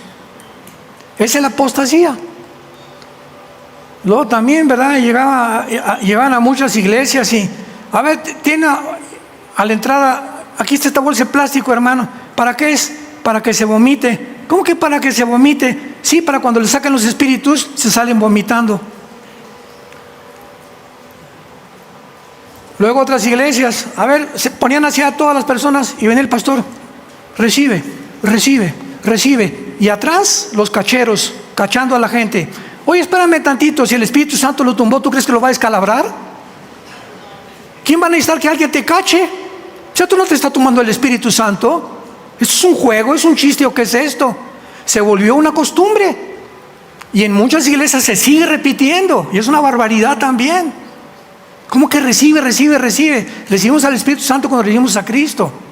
Y a ver, y te toca, y te toca, y te toca, y te toca, y te toca. Y sé sano, y sé sano, y sé sano. Oye, que tú eres el Espíritu Santo. Ve ese gordo que tiene ahí 20 kilos de peso y le está diciendo que sea sano, en lugar de decirle, arrepiéntete, ponte a dieta. Ya no tomes Coca-Cola ni conche la tía María en la mañana para desayunar. ¿Tú crees que Dios es como la vara de Aladín de la lámpara maravilloso, el genio, que está para darnos todo, satisfacernos todo lo que quiera? Ay, hermano, sácame este espíritu de retortijón. Ponte a dieta, cuida tu vida, haz ejercicio. ¿Tú crees que Dios te va a sanar para que sigas comiendo igual que como comías? ¿Para que sigas traicionando a tu esposa? ¿Dios te va a sanar para que sigas robando en tu trabajo? ¿Dios te va a sanar para que sigas no des ejemplo a tus hijos? Dios no es el Aladino y la lámpara maravillosa. Dios es un Dios santo. Y hemos convertido a Dios en nuestro sirviente. La apostasía ha entrado a la iglesia. Y los cristianos siguen llenando las iglesias, escuchando a los falsos profetas. Y como nunca jamás estamos llenos de falsos profetas. Porque a la gente le gusta ser acariciada, ser tratada bien. Y si me ofenden o me hablan muy fuerte, ya no regreso. Porque nunca fueron hijos ni hijas de Dios. La tribulación no vendrá sin que antes venga la apostasía, y es lo que estamos viviendo. Muchos de ustedes no se dan cuenta de todo lo que les estoy platicando porque no conocen la Biblia. Yo se los platico porque he vivido estas experiencias y les digo, esto que está pasando no es de Dios. Abran los oídos, ya discipúlate. Todas estas cosas es un circo. Las iglesias son un circo ahora, donde bailan y ya ahora hasta con vestiditos así cortitos las muchachas bailando y la. Oye, pues esto no es del Señor y son danzas judías, por el amor de Dios, pero lo están haciendo porque a los hombres les encanta estar viendo a muchachas así, ¿verdad? Y la iglesia se llena y lo hacen a propósito con motivos equivocados, pero van a ser juzgados por Dios tarde o temprano. Y en segundo lugar, ¿verdad? Pues el anticristo tiene que venir. Muy bien. Veamos lo que dice el anticristo, el versículo 4. El cual se opone y se levanta contra todo lo que se llama Dios o es objeto de culto. Tanto que se sienta en el templo de Dios como Dios, haciéndose pasar por Dios. Muy bien, cuando el anticristo se presente, va a buscar la adoración del mundo entero. Muy bien. Ahora Pablo les hace una pregunta. ¿No se acuerdan que cuando yo estaba con ustedes, o sea, en la carta pasada, les decía todo esto? Él ya les había explicado claramente. Primero es el rapto y después es la tribulación. Y ahora, dice versículo 6, ustedes saben, o sea, el cristiano ya tenía que saber lo que lo detiene. ¿Lo que le detiene a quién? Lo que detiene que el anticristo surge en el mundo. Hay algo que está deteniendo que el anticristo todavía no se manifiesta en el mundo. Y esta iglesia de Tesalónica ya sabían, como ustedes también deben de saber, que está impidiendo que venga la tribulación y que se vuelque sobre el mundo los espantos y los juicios más grandes que nunca en la historia humana el mundo había sido sumergido. Ustedes saben lo que lo detiene a fin de que a su debido tiempo se manifieste, porque ya está en acción el misterio de la iniquidad. Solo que hay, por segunda vez se dice, solo que hay quien al presente lo detiene hasta que él a su vez sea quitado de en medio. Pablo les dice, ustedes saben perfectamente bien que el anticristo no se puede manifestar porque ustedes están en el mundo.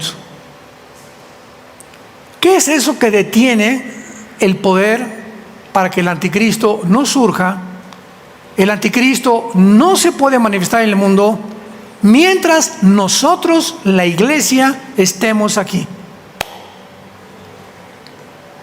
Porque la iglesia es el cuerpo de Cristo, somos la sal del mundo, evitando que se corrompe el mundo como se pueda corromper.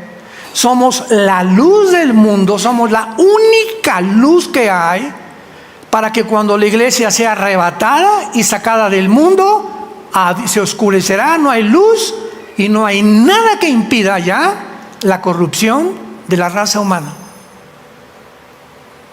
Entonces somos la presencia de la iglesia, o sea, lo que detiene ahorita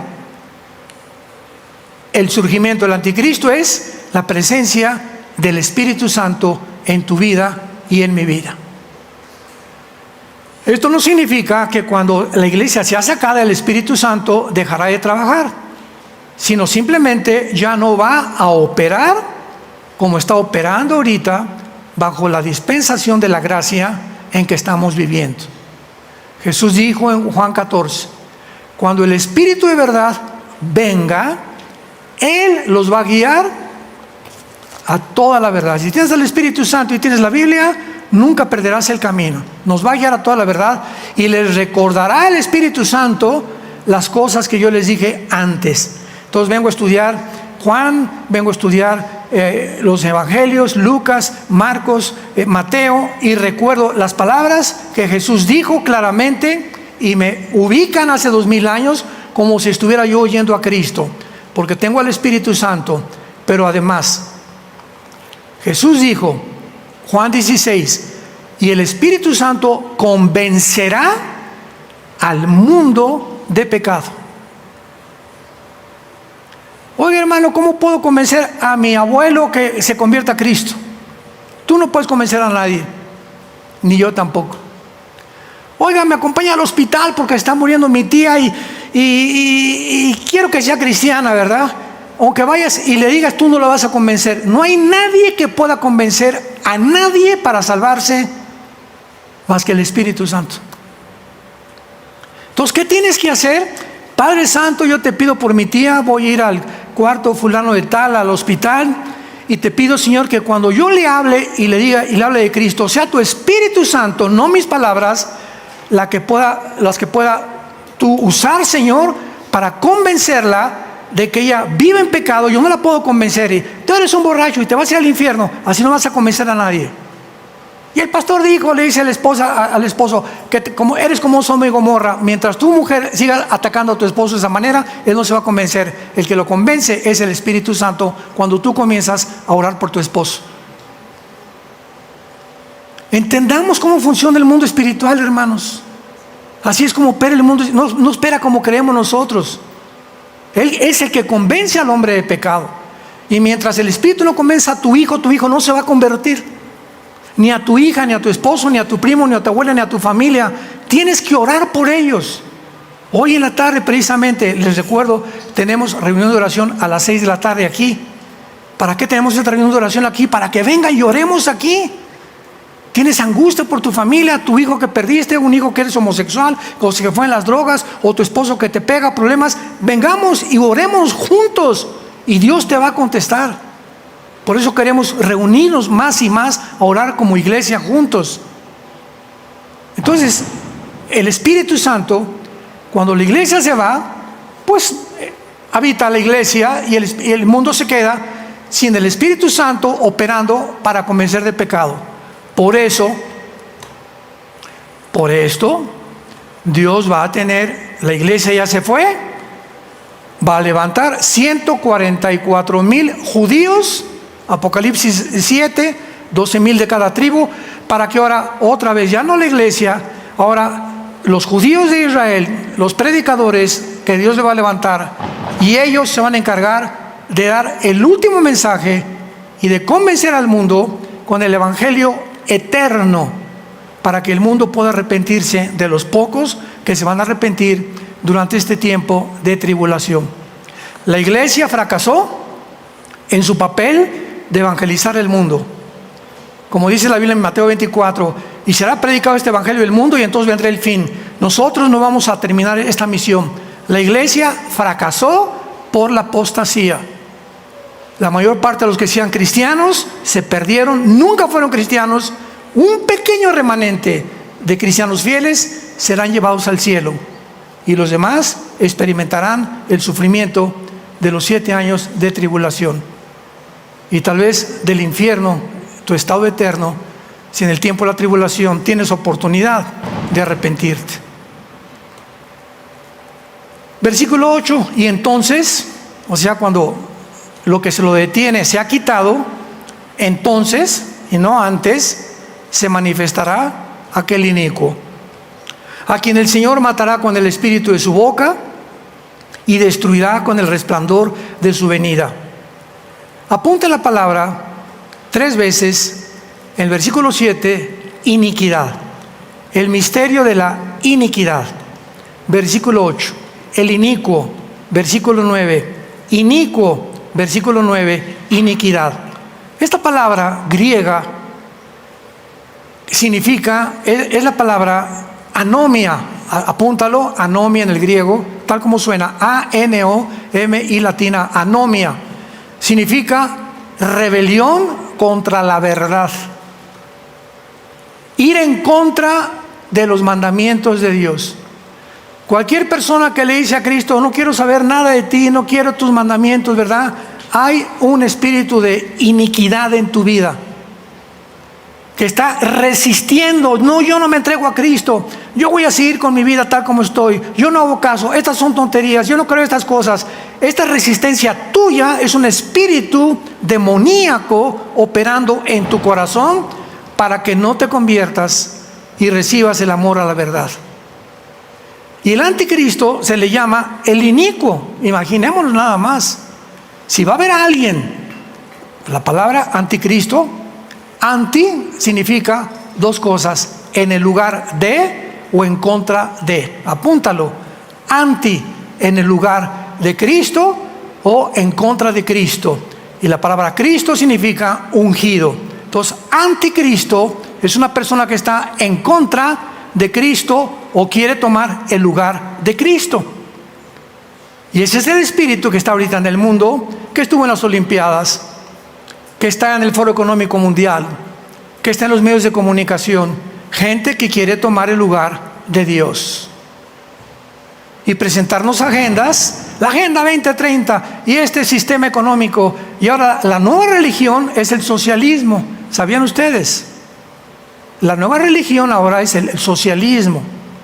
Y es otro engaño en el mundo, donde se presenta al mundo, te voy a favorecer, te voy a bendecir a través de esto, etcétera, etcétera. Las riquezas van a ser repartidas y la redistribución del dinero equitativa y justamente, y la gente cae, ¡pum!, en la trampa. Y cuando caen en la trampa, entonces los que promovieron esto se aprovechan con el poder y el dinero. Vénganos a tu reino. ¿Lo puedes ver? Está tan claro. Y por eso Estados Unidos de Norteamérica, 1945 se levanta como la nación con la supremacía política, económica y militar número 1 del mundo, campeón de la democracia, Estados Unidos, del libre mercado, del capitalismo. Todo el mundo todavía quiere medirse a Estados Unidos, al sueño americano. ¿Por qué? No quieren irse a Rusia, no quieren irse a Cuba, no quieren irse a Venezuela, no quieren irse a Nicaragua. ¿Por qué Estados Unidos? Porque es el país más bendecido desde hace 75 años aproximadamente. ¿Por qué? Porque fue fundado en la Biblia. Cuando llegaron los peregrinos de Estados Unidos, los Pilgrims, en el estado de Virginia, en Rhode Island, ahí llegaron con la Biblia. Y todo se hizo la Constitución en base a las Sagradas Escrituras. Y hasta este momento, en cualquier tribunal, cuando hasta el presidente cuando jura para ser presidente, jura sobre el Corán, el Trivial Azúcar de Buda, el de los Vedas, de los persas. ¿Sobre qué libro jura? Sobre la Biblia. Pero ahora la apostasía llegó a Estados Unidos. Es el país más idólatra y más inmoral, y el que ha puesto el peor ejemplo en el mundo entero, y está completamente bajo el juicio de Dios. Entonces se manifestará aquel inicuo, el que va en contra de todo lo que es la verdad. El Señor lo matará con el espíritu de su boca, inicuo cuyo venimiento, versículo 9, es por obra de Satanás, con gran poder y señales y prodigios mentirosos. El anticristo va a ser un ser humano como tú y como yo. No es una máquina, no es una inteligencia artificial, por el amor de Dios.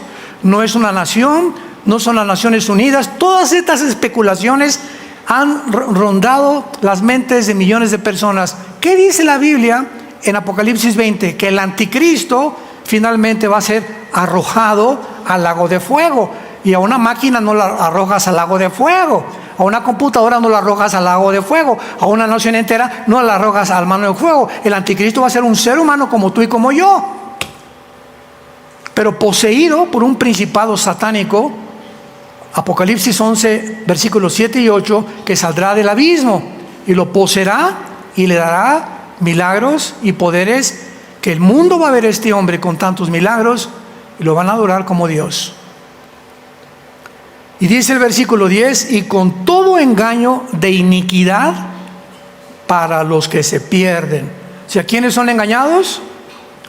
Los que se pierden y seguirán siendo engañados, por cuanto no recibieron el amor de la verdad para ser salvos.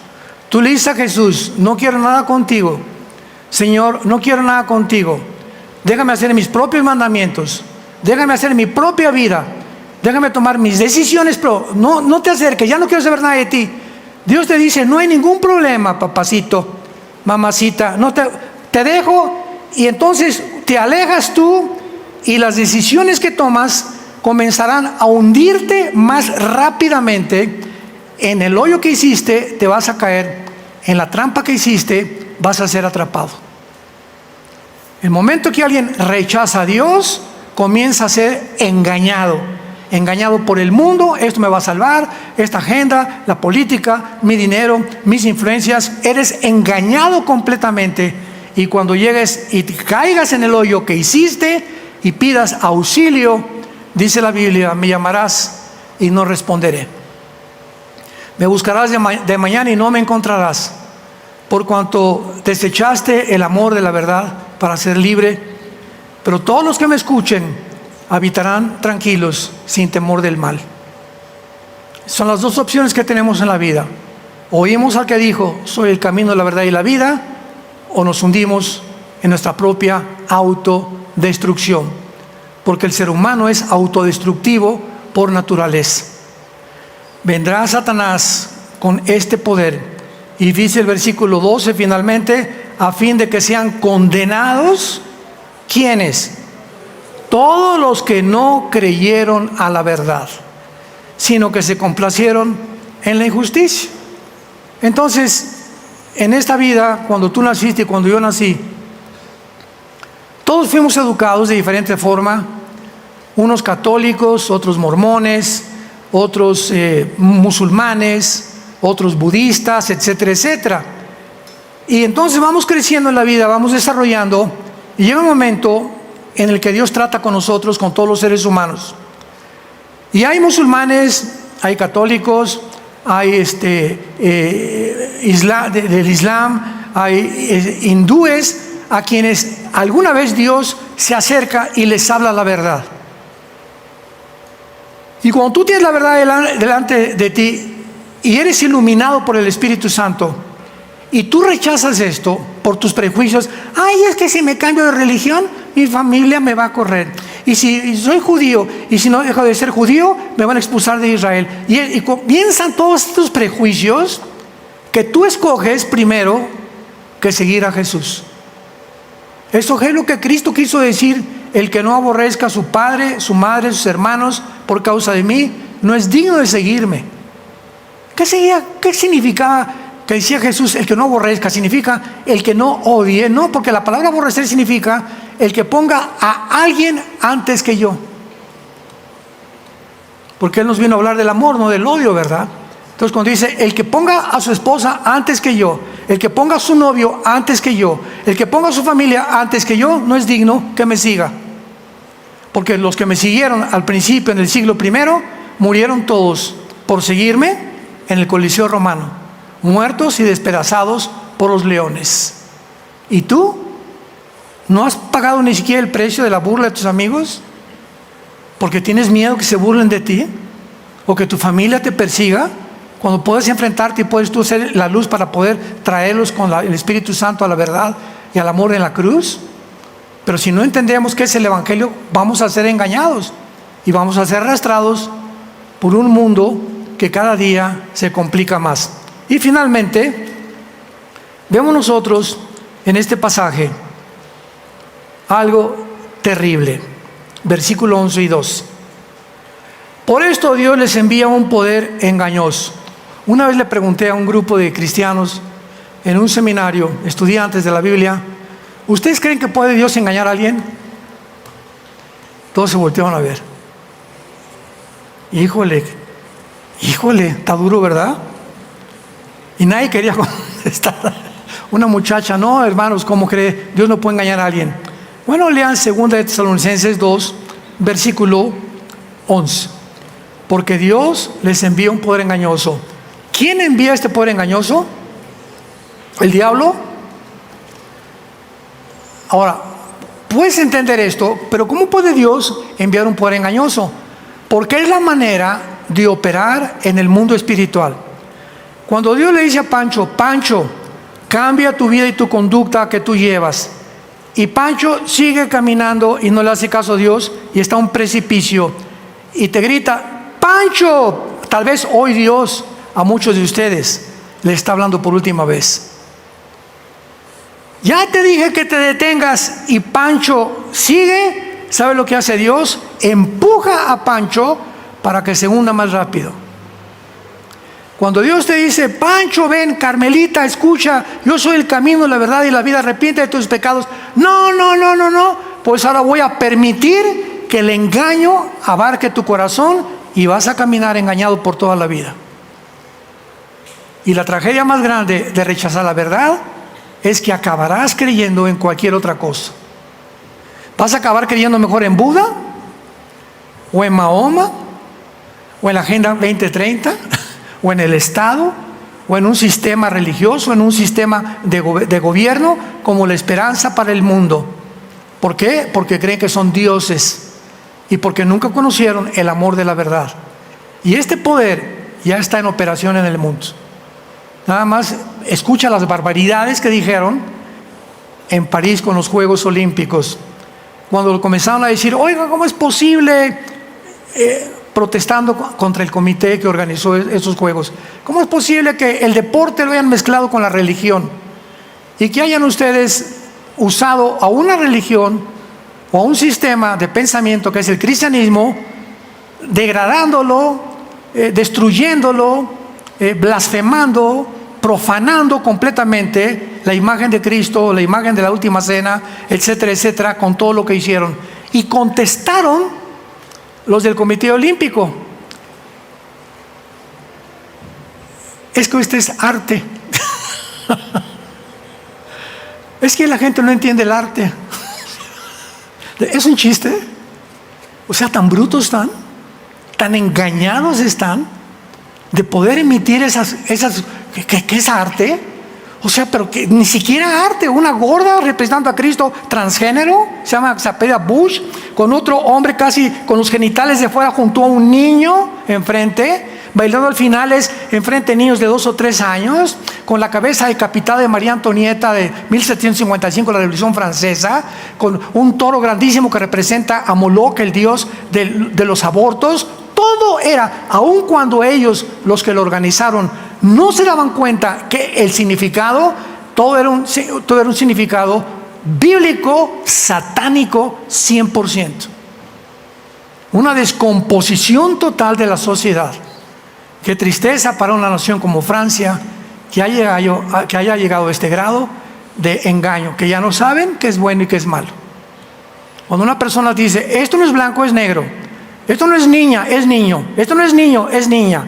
Cuando una persona llega a ese punto donde ya no sabe qué es verdad, qué es mentira, etcétera, etcétera, es el punto más culminante de la psicopatía a la que el ser humano puede llegar. Ya es una enfermedad en la que ya perdiste completamente la brújula. Y esto lo está permitiendo Dios que pase para que nos demos cuenta y nos diga, miren el mundo cómo se encuentra. Está en una psicopatía, ya no saben, ven nomás las opiniones que están dando, lo que están haciendo con mi hijo, cómo están burlándose. Yo se los dije de antemano, para que cuando suceda, ustedes se aferren más a la palabra de Dios y se acerquen más al Señor. Es el tiempo de acercarnos a Dios. Es el tiempo de arrepentirse de los pecados. Es el tiempo que tú ya no puedes seguir viviendo como estás viviendo. Es el tiempo que consideres que si tú mueres hoy en la noche, y tal vez eres una persona que hoy te habló Dios por última vez, tú te condenas eternamente. Te puedes mascar chicle ahorita, burlarte, decir lo que tú quieras. Estas palabras son fieles y verdaderas. Dios te ama, Dios te quiere perdonar. Dios no quiere que sigamos en el camino que estamos siguiendo, que nos volvamos a Él con todo el corazón, porque el día se acerca, el mundo ha llegado al final de su historia y vamos a dar cuentas de nuestra vida delante del trono de Dios. Te damos gracias, Padre, en esta mañana por tu palabra, porque nos has hecho renacer para una esperanza viva por medio de la resurrección de Jesucristo entre los muertos. Jesucristo fue crucificado, enterrado y resucitado a los 3 días. Y ahora se encuentra sentado a la diestra del Padre en las alturas, esperando a regresar por nosotros, sacarnos de este mundo perverso, maligno, corrompido totalmente hasta los tuétanos, para descargar sobre este mundo su ira justa, porque su ira es una ira justa, porque el mundo merece, ante tal degradación, ante tanta perversión, ante tanta degradación moral, ser juzgado. Te pedimos que mientras estemos aquí, Señor, cumplamos la responsabilidad de ser tus testigos hasta el día de nuestra muerte, para que el día que muramos oigamos la voz que diga: entra, siervo fiel, sierva fiel, al gozo de tu Señor. En todo has sido fiel, sobre mucho te pondré. Pórtense varonilmente, nunca los voy a dejar, nunca los voy a abandonar. Estaré con ustedes todos los días hasta el fin del mundo. No teman, manada pequeña. Más grande es el que está entre nosotros que el que está en el mundo. Voy a preparar lugar para ustedes. Y me he ido para que cuando venga por ustedes estén conmigo para siempre y regresemos a este mundo a establecer el reino mesiánico prometido a los patriarcas, a los profetas y a sus apóstoles. En esta tarde dile a Dios: perdona mis pecados, me arrepiento de mi vida, creo que en esa cruz pagaste con tu sangre por todas las maldades que he hecho. Te pido perdón, Señor Jesús, y que entres a mi corazón, porque creo que con esa sangre en la cruz fue la respuesta a mi maldad y al problema de mi pecado. Creo que a los 3 días te levantaste de los muertos Y como creo que vives, te pido que entres a mi vida. En este instante te recibo como mi Dios y mi Salvador, porque te lo pido en el nombre de Jesús. Y a ti sea la gloria, la sabiduría, el poder y la alabanza por todos los siglos. Amén y amén.